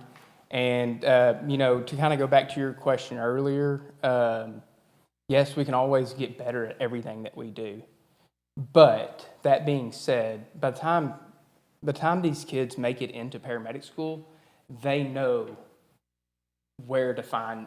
I mean, these links are all over the place, and they know to go to this website, this social media page, to see where everybody's posting these jobs. And we had actually a local paramedic student that he did apply for us, but he took a job in Euless.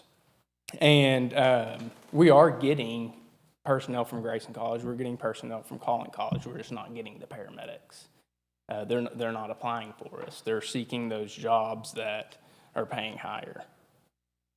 And I can agree with a lot of what you said. My son, he's one that just graduated from the paramedic program, passed the national registry. He's 19. He has a website that other firemen and paramedics have shared with him. Here's all the city listings right here. And I'm like, hey, are you interested in Van Alstine? He's like, yeah, if they pay $30,000 more. Yeah. Because he can we- go 15 minutes south of here. I mean, and not to mention, we have actually some of our personnel, they work at Collin College part-time as adjunct instructors, and they're promoting our department as well, but yet we're seeing hardly any of them come. I think the face-to-face would make a big difference. I mean, this is coming from a recent graduate. He's the one that told me this. And also, if we had that training, because didn't necessarily want to stay in Van Alstine, because when they're always from Van Alstine, they usually leave, then come back because they miss it or whatever. But, you know, said it would be a consideration if you guys sent them to yes. fire school and made a deal where they would stay for 3 years, whatever.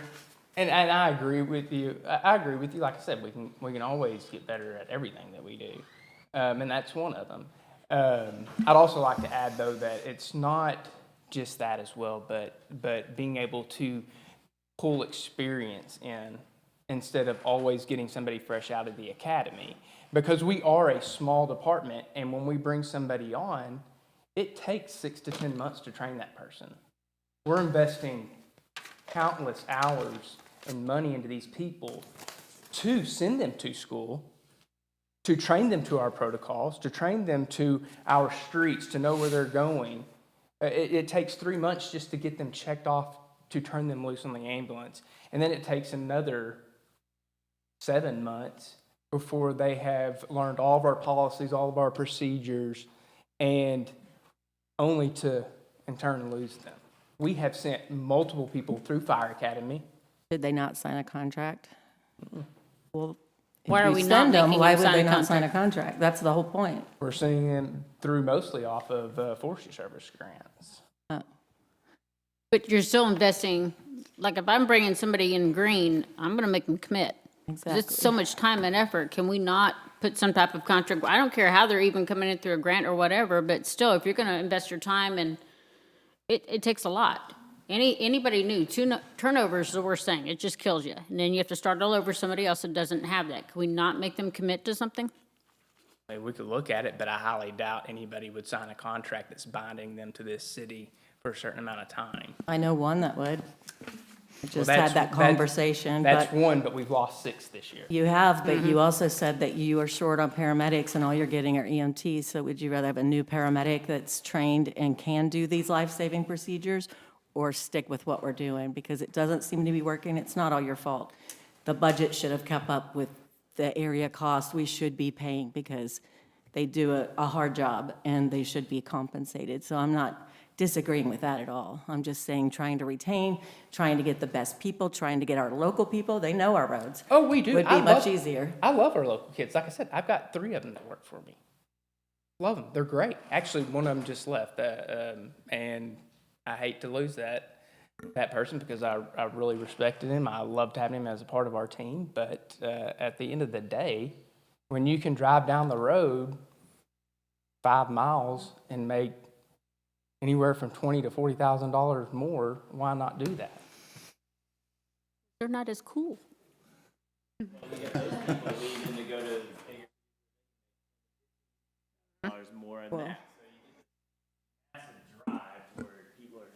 Everybody in North Texas is growing. Look, if you look at how many people Plano's hiring, how many people Frisco's hiring, how many people McKinney and everybody else is hiring, they're all pulling from the same pool of people. Well, all I know is a big look at for them is if a fire department is willing to invest in them and send them to school in return for years of service. And we are. We're sending one through paramedic school right now. Like I said, we send them. We send them through school. Okay, Marla? You have 14 right now? I'm sorry. Total, you have 14 total in your department? You lost 2, so. Well, if you fully staffed, we have a total of 17 paid people. That includes me and the assistant chief.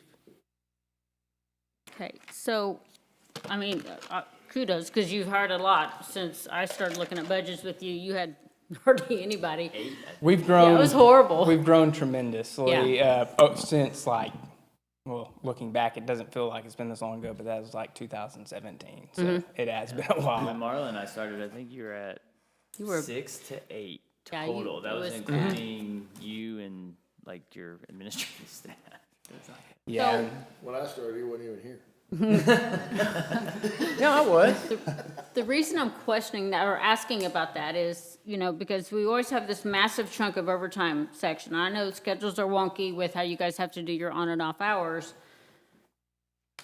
But with that, as many people we have now, is there no way to reduce that overtime slot and put it back into just the straight salaries and get better pay for?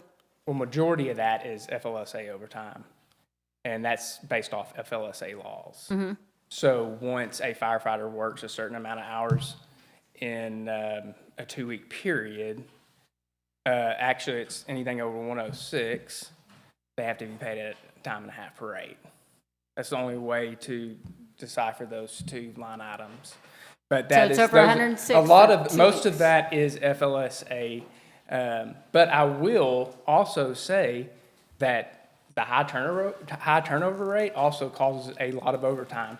And when you look at this year alone, losing 6 people, when that person leaves, we can't just run without filling that position. So now we're asking people to work overtime to fill that position so we can still provide services to our citizens. And now, on top of all the overtime that we're accruing, that's causing a lot of burnout. Because now all of our people that are still here, they're having to pick up the slack. So now, not only are they underpaid, but now they're burnt out. And now they probably want to leave too. But maybe they're not telling us. And comparatively, though, if they're getting a ton of overtime, that's a pretty good paycheck too. But if you But have to when do you it can at the drive- expense of burning out, it's not When you worth can it. drive down the road and get this and Same amount for no. less hours.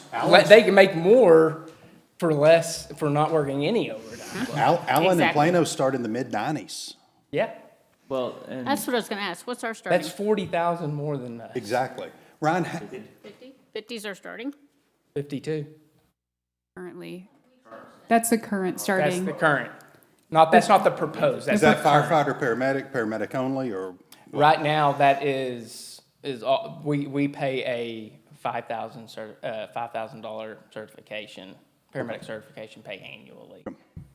So they only get 5,000 more from being an EMT to a paramedic? But that's not what we're changing. I mean, we're trying to change it. We're trying to grow and be more competitive with these other cities. That's why we're trying to do this. That's why we're trying to make this change. No, I understand. But in the past, I mean, in a growing community, that's been hard to do in the past. so But it doesn't mean we haven't tried to make that happen in the past.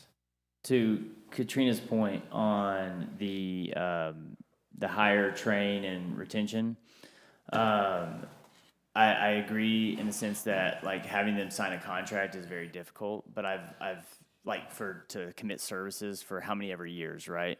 But I've talked to Lane about this, and it's something that I think should be looked at in pretty much every department for retention is, you hire, you train, and then you create deferred compensation plans that are set up to where you kick money down the road based on amount of time that you've served in the community. So you basically tell them, you give them a pot of money in 5 years, but you got to be here for 5 years. And then after 3, if you're gone, you only get 20% of those dollars. And then the department retains those dollars moving forward. So deferred compensation plans are valuable, and I've talked to Lane about this, about looking into it. So maybe that's an avenue as well. So whereas if a kid's coming out of school, like Katrina's talking about, and they're certified, and you're putting the man hours in, you're paying the dollars into it, and they're not willing to sign 2 to 3 years, if you throw an extra percentage at them every single year that they don't get to touch right away, but if they're here for 3 years, 4 years, 5 years, 6 years, they get a big chunk of money up front. That could be valuable in doing that for retention purposes. Yeah, there's a lot of things that I think that we could benefit from, and, you know, we're always looking at ways to improve, you know, how we pay our personnel and all that, but, and so I agree, and I agree definitely in the long term, it's definitely something great to look at, and, but, you know, most importantly, you know, I think this is a huge starting point. And we can no longer sustain this type of turnover rate and serve our citizens and give them the level of service that they deserve. And I don't think any of us disagree with that. There is so much at risk, and I want to I can't explain to you how important this is. Like I said, we all agree with you. We're not saying that. I'm Yeah. just trying to think of future solutions. No, I know, but I want y'all to walk away tonight with a clear picture of the position that we're in and what's at risk based upon this proposal. Hey, Ryan. Lives. Yes. Hey, Ryan, Chief Dockery, sorry. How many calls, and you're going to guesstimate on it, how many calls per month do you make? Because are people aware that just because there's not a house or structure fire, that y'all aren't out making calls? So just a rough guess, 2,000? We run about 2,000 calls a year. 2,000 a roughly. year? Yeah, which is quite a bit. And that number is going to continue to rise with Oh, yeah. as Does that the include population shared- continues Does to that grow. include shared services with Gunner Howe and anybody else? Roy, Mutual aid? Yes. So taking our resources out of our town to somebody. But they do the same to We, us, right? yeah, it's The a, mutual we scratch part, your back, mutual you scratch. I mean, because when we need them, they come to help us as well, so. You know what? Never help us as much as we help. They don't ever help us. So just a couple of quick points. At the number of 2,000, that's 5.5 calls a day. And just so people know, that staff number of 15 people, you run 3 shifts with 5 people on each shift. And that's stretched thin. And that's going to be stretched thin. And all 5 of them go to a call, regardless of the type of call, as I understand it. If it's an ambulance, we send the fire truck, so we got more people, and we got a blocking vehicle, especially if it's on the highway. Likewise, if it's a house fire, the ambulance is going too. So all 5 of them are going every time the alarm goes off. Just wanted to make sure we all understood that. Mr. Mayor, if I may, just one comment. Please. Last 5 years, North Texas economy has been really healthy. Homes are being built and cities are competing for that same pool of people. What has typically happened is we would do a salary survey, try and get our salaries in line, and then the second that we were able to post the fact that we'd given a salary increase, Anna would increase their salary, so we were behind again. So knowing that we were $20,000 behind, I went to our number 1 competitor down the street, Anna, and sat down with that city manager, and I said, hey, we have a problem, and it's going to impact our entire city's budget. We're going to have to spend $400,000 more to pay firemen. And she said, oh my gosh, I hate to hear that because I'm going to have to raise my budget again. So it just keeps, it's a cycle. Same thing's true in the police department. You know, we're in the competitive range of Frisco and Plano and Grapevine and the Colony, where a policeman can walk in and start at $100,000 a year, which was unheard of 5 years ago, but that's the market we're in. I'm hoping, I mean, this economy that we're facing, the slowdown, is impacting all of us. If you just read what's happening in Dallas and all the surrounding cities are having to make like cuts and even more than we are throughout operations. First comment. That's your chance to sit down and not take any more. Second, to the young ladies that mentioned that we were looking to outsource. It's funny how rumors get started. Part of our due diligence in looking at library services is to look at all options that are out there, not just what we do today, to educate ourselves. And we did look at a company that came in and said, hey, we can do all these wonderful things for you and use your employees, and you just contract us, and these are all the benefits that they have. We didn't choose that option, but it sounds like the rumor mill spun that up to be, that's the direction we're going. That isn't the direction we're going. We're doing what we believe is the best we can do under the circumstances that allow us to recover quickly if we find revenue, find that we're not going to have to expend as much as we thought, and council decides that they want to spend those resources back at the library. This is the quickest way to do that. If we outsource it, it would be a contract. I don't necessarily want to enter into that as a contract for many of the reasons that you mentioned. But we have looked at a lot of options in a lot of departments. In City Hall, administration,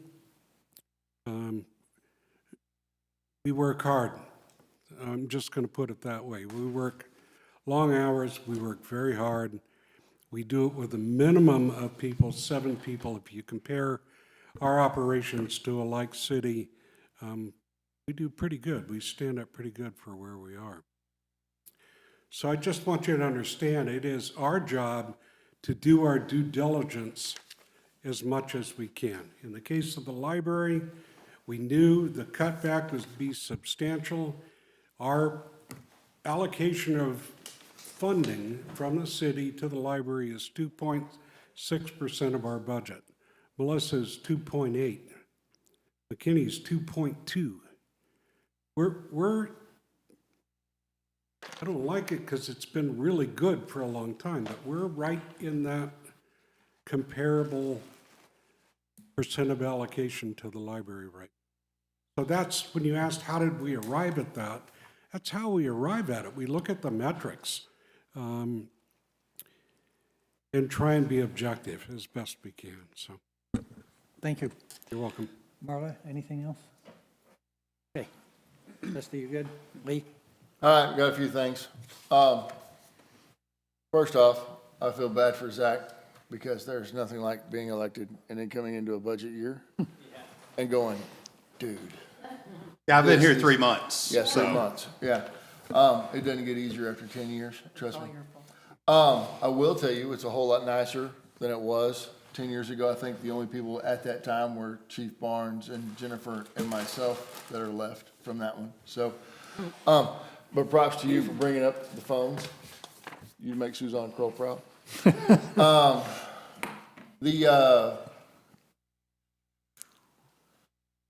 We're coming into a election year. So if they drop interest rates to make the vote go and we start building again, that means permits hit. I mean, we're forecasting, right? So we know the state of Texas does not let us keep extra money. We have to figure out a way to do it. We have to figure out a way to spend it. Have we thought about a plan of what we're going to do with extra money should interest rates improve, and where would we go with that? We're not at that point, Lee. We're just trying to make the ends meet today. I understand. So, but just looking to the future, we've been in the position before, I believe it was 3 years ago, where we had a surplus of money and the state said you can't keep it in your reserves or general fund. We had to spend it somewhere. So, and we really didn't have a plan. We got some great stuff out of it, but we didn't have a plan. Have we thought about a plan? Yes. Cool. Works for me. Want an answer to that anymore? Yes, Maybe please. just I do. yes, or- You said yes. I'm good with that. The Plan. enterprise fund, the utility fund, we have a CIP that is much longer than any excess funding. Okay, We have committed, council has agreed, city would maintain a reserve account, and we are right at that reserve account. So we're not looking to reduce that reserve any more than we can. In fact, last year we took 400,000 out of our reserve, and it was impactful on our Moody's rating that we just completed today. So we want to maintain that 3-month reserve, which is about $3 million.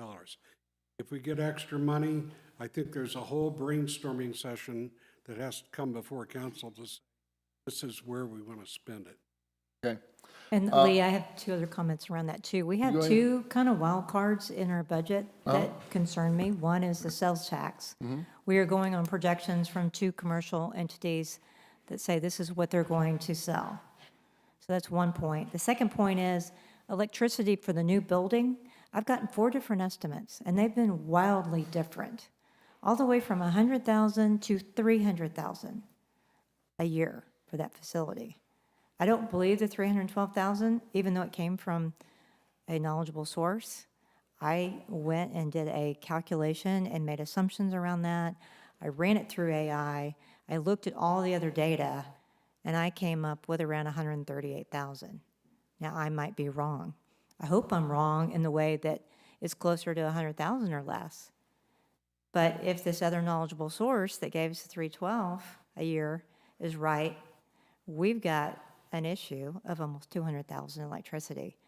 So those are two things, when we won't know. I've asked for bills from our builder, and they haven't run a full month yet on our HVAC and everything. And that won't be exactly how we're using the facility, but it'll give us a fairly decent idea of what it's going to cost.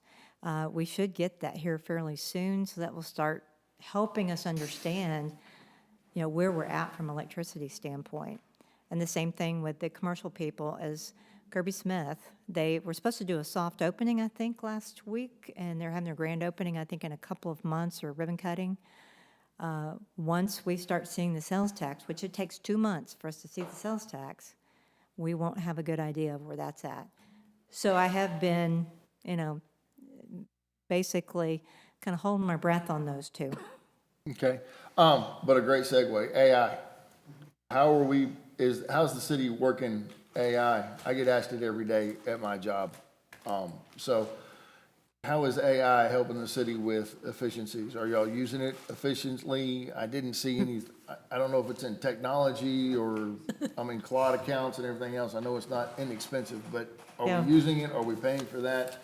I'll Is it let- helping? Is it? I'll let Lane kind of speak to some of that, but I generated parts of this presentation through AI. I did those graphs up front in probably 2 minutes. Just to speak on the AI side of things, we're using AI in the business side to save time. Not AI, it's not like, and we're saving tons of, because tech that has to go through AI now. Take care of human.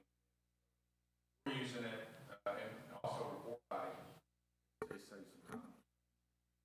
City Hall is using it. Development Services, probably the greatest user of AI. We can type in a question regarding city ordinances, and it'll spit it out in 10 seconds, as opposed to having to manually do the research that we've done in the past. I use it for a great deal of research and letter writing. So we're learning quickly. All right, the last ones I've got are, yes, Alex needs an assistant. That's a return on investment right there that I'm down with. According to, with library, not sliding the library at all, but there is still a free service, Chief Barnes. As long as you're not doing something wrong, police is still free. And They don't want that service. just for future reference, anybody on Facebook, anybody else watching, There is no ice clearing anywhere in this budget. So nobody be surprised come February. That's right. You're on your own. Yeah, You point that out now. I'm pointing it out now. All right, anything else, Lee? That's it. All Oh, right, I got, Lee, could I just add a point when you were talking about the free services? I know a lot of people think that most of our income comes from property tax, and I meant to say that earlier. Property tax is 25% of our revenue. Sales tax is only 20%. So that revenue is coming from a multitude of sources.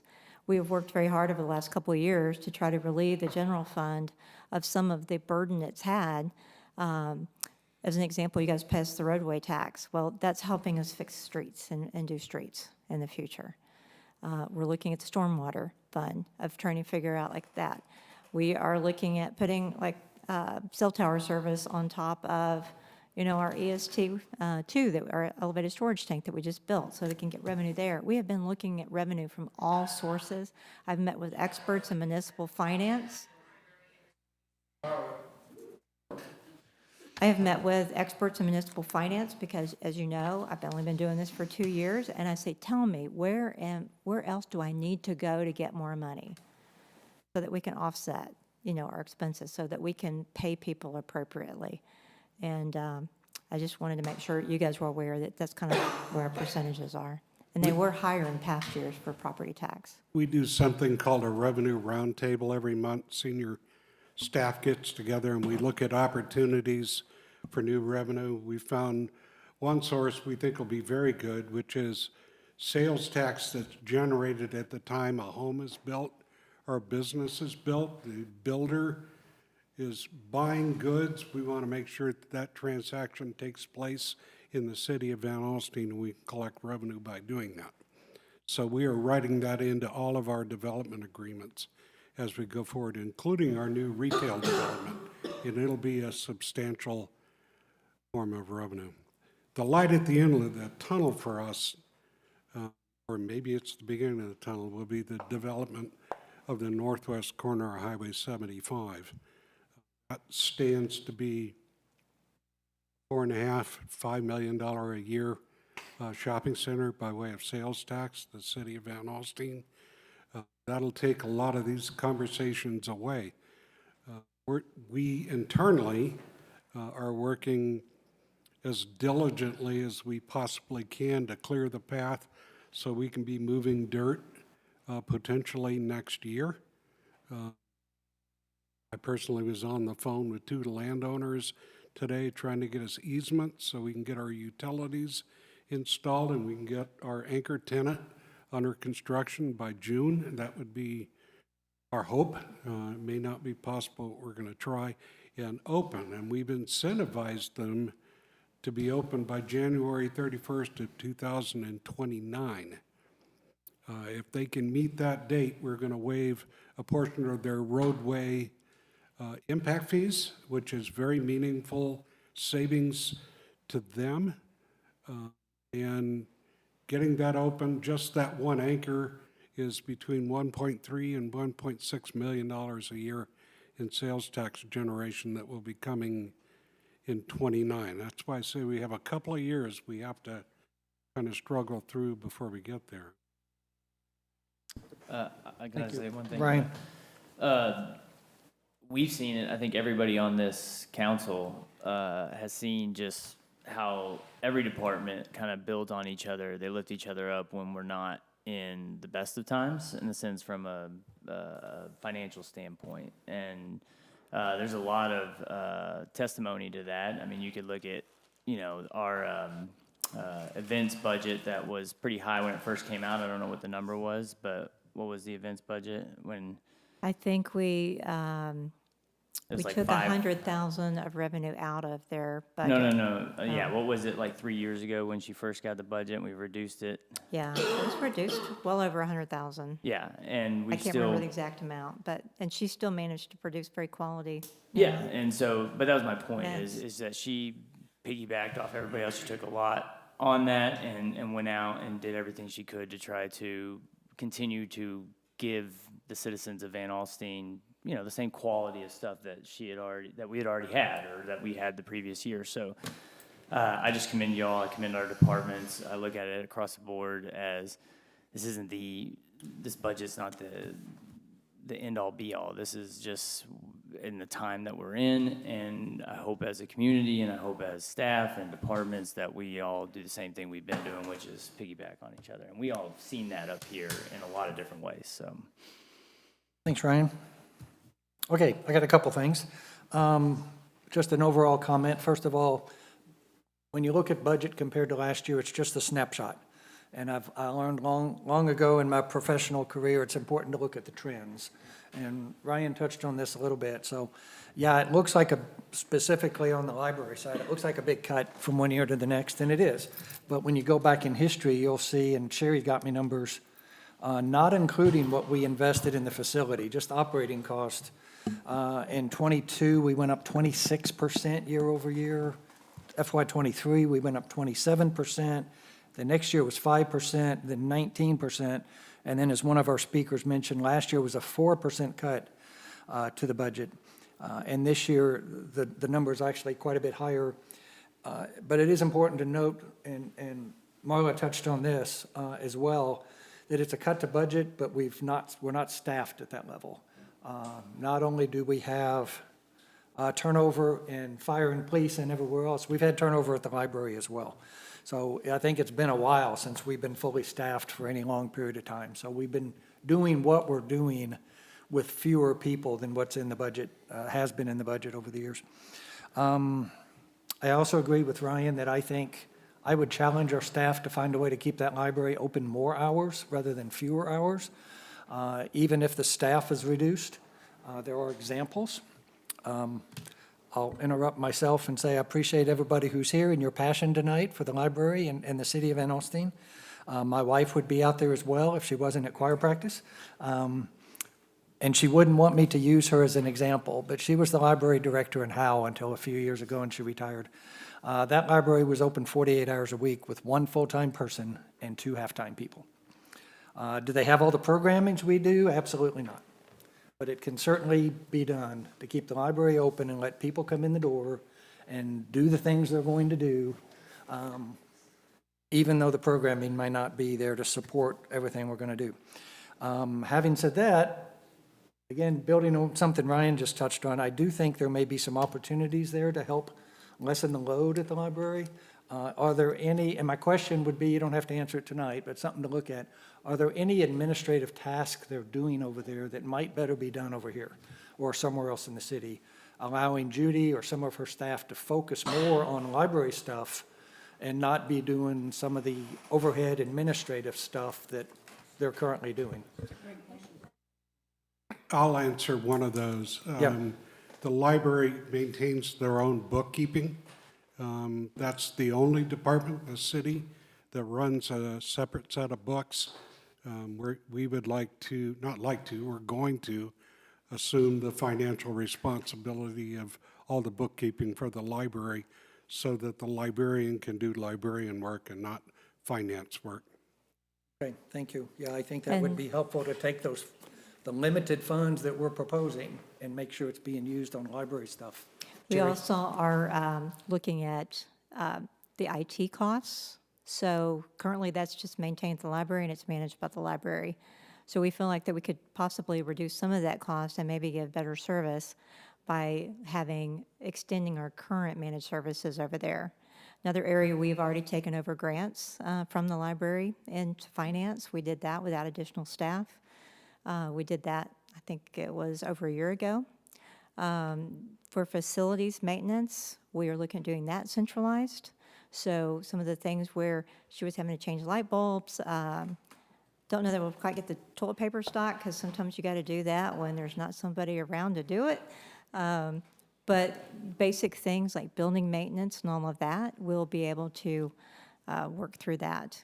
Okay, thank you. For all the departments, because everybody's been burdened by that. Yeah. And then just one more comment. It's hard to find volunteer police officers and volunteer firefighters. I understand we still have one. I didn't know that until we were talking the other day. I think you can find volunteers to help at the library, whether those are high school kids, adults, seniors, wherever. I think we can make better use of the community enthusiasm for the library and get people to help us do some things and getting back to how many hours we're open. I understand that people have work to do, the full-time staff, but maybe we can get a volunteer coordinator so that it doesn't fall on staff to schedule all those people, if we can find some interested parties to do that. And again, keeping the doors open more, I think we're hearing from our public, that would be a great thing. Not that we won't miss some of the programming, but keeping the doors open and people will find things to go do. Sorry, Marlon. No, I was just saying it's a good idea because they need all the community hours anyway for their, you Yep. know. Okay, that's all I have. Anything else on budget before we talk about tax rate? Okay, I will ask this question. Is there an appetite amongst council to raise that tax rate, or at least propose a raised tax rate, until we can get back together here in 20 or 30 days and have that meeting where we set it for no kidding tax rate?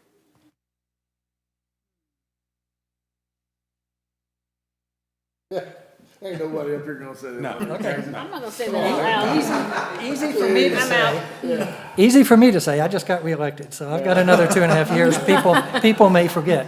I thought Katrina may bite there for a second, but Yeah. it ain't. I thought about it. Yeah.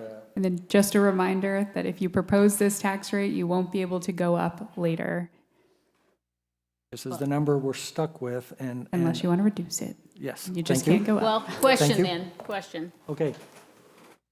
I know you threw out some numbers a little bit ago. If, in doing so, how much would that help? Like, for instance, fire department and raising salaries so we can get some lifers in the department? For every 1 cent increase, it is $103,000 a year. You have to raise it 2 cents. Full-time guys.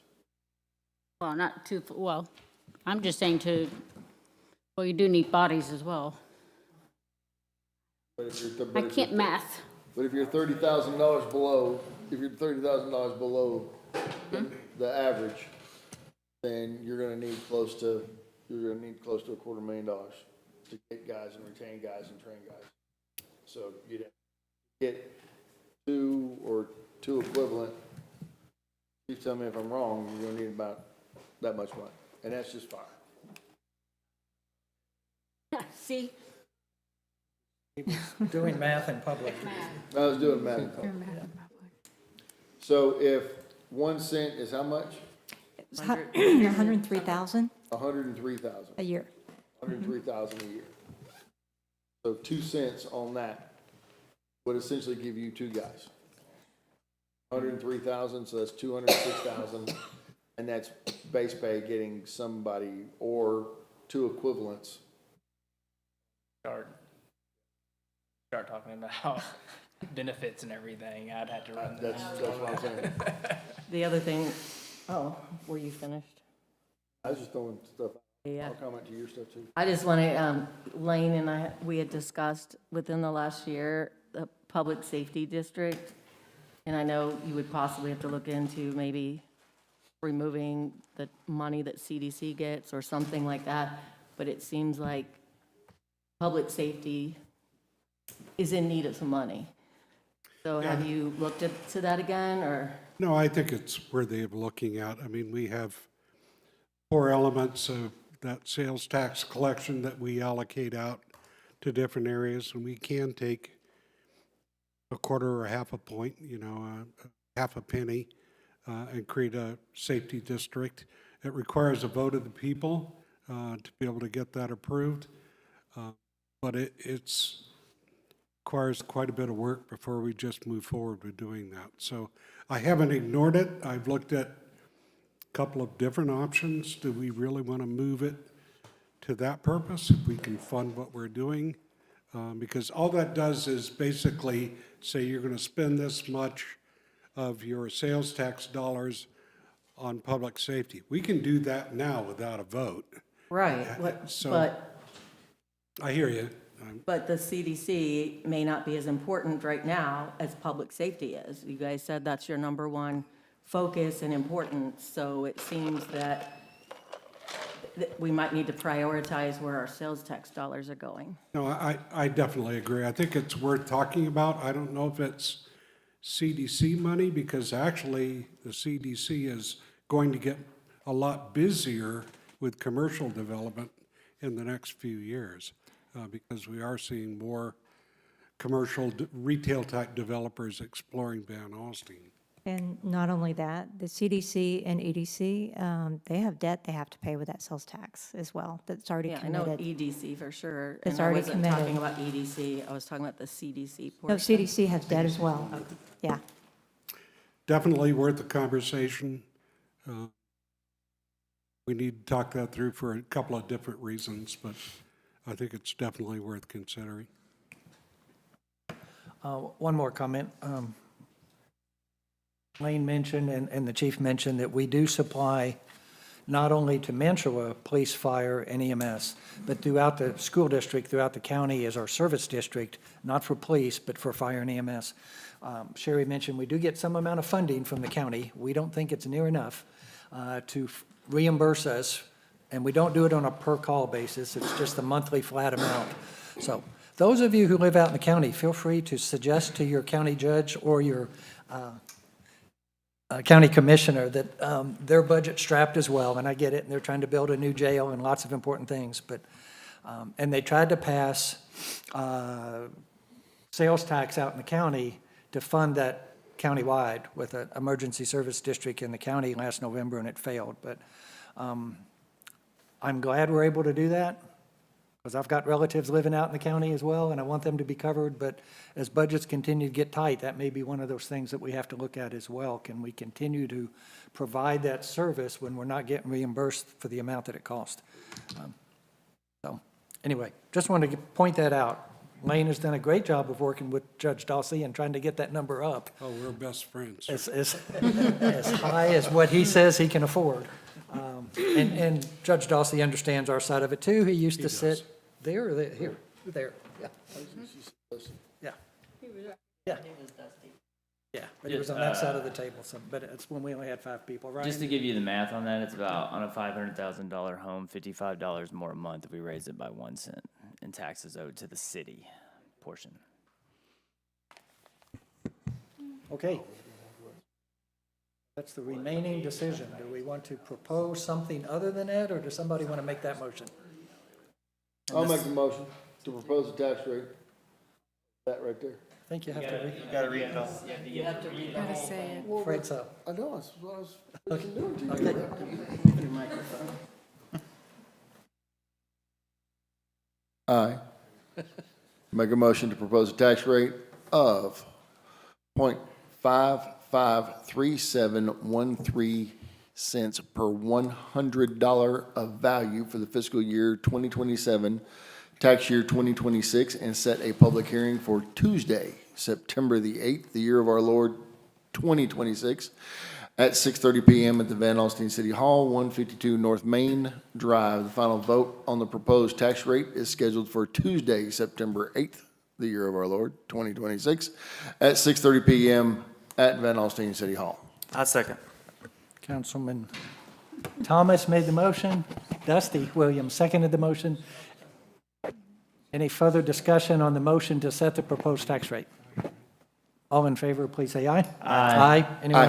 Anyone opposed or abstaining? That motion carries 7 votes to 0. All right, any further instructions to city staff?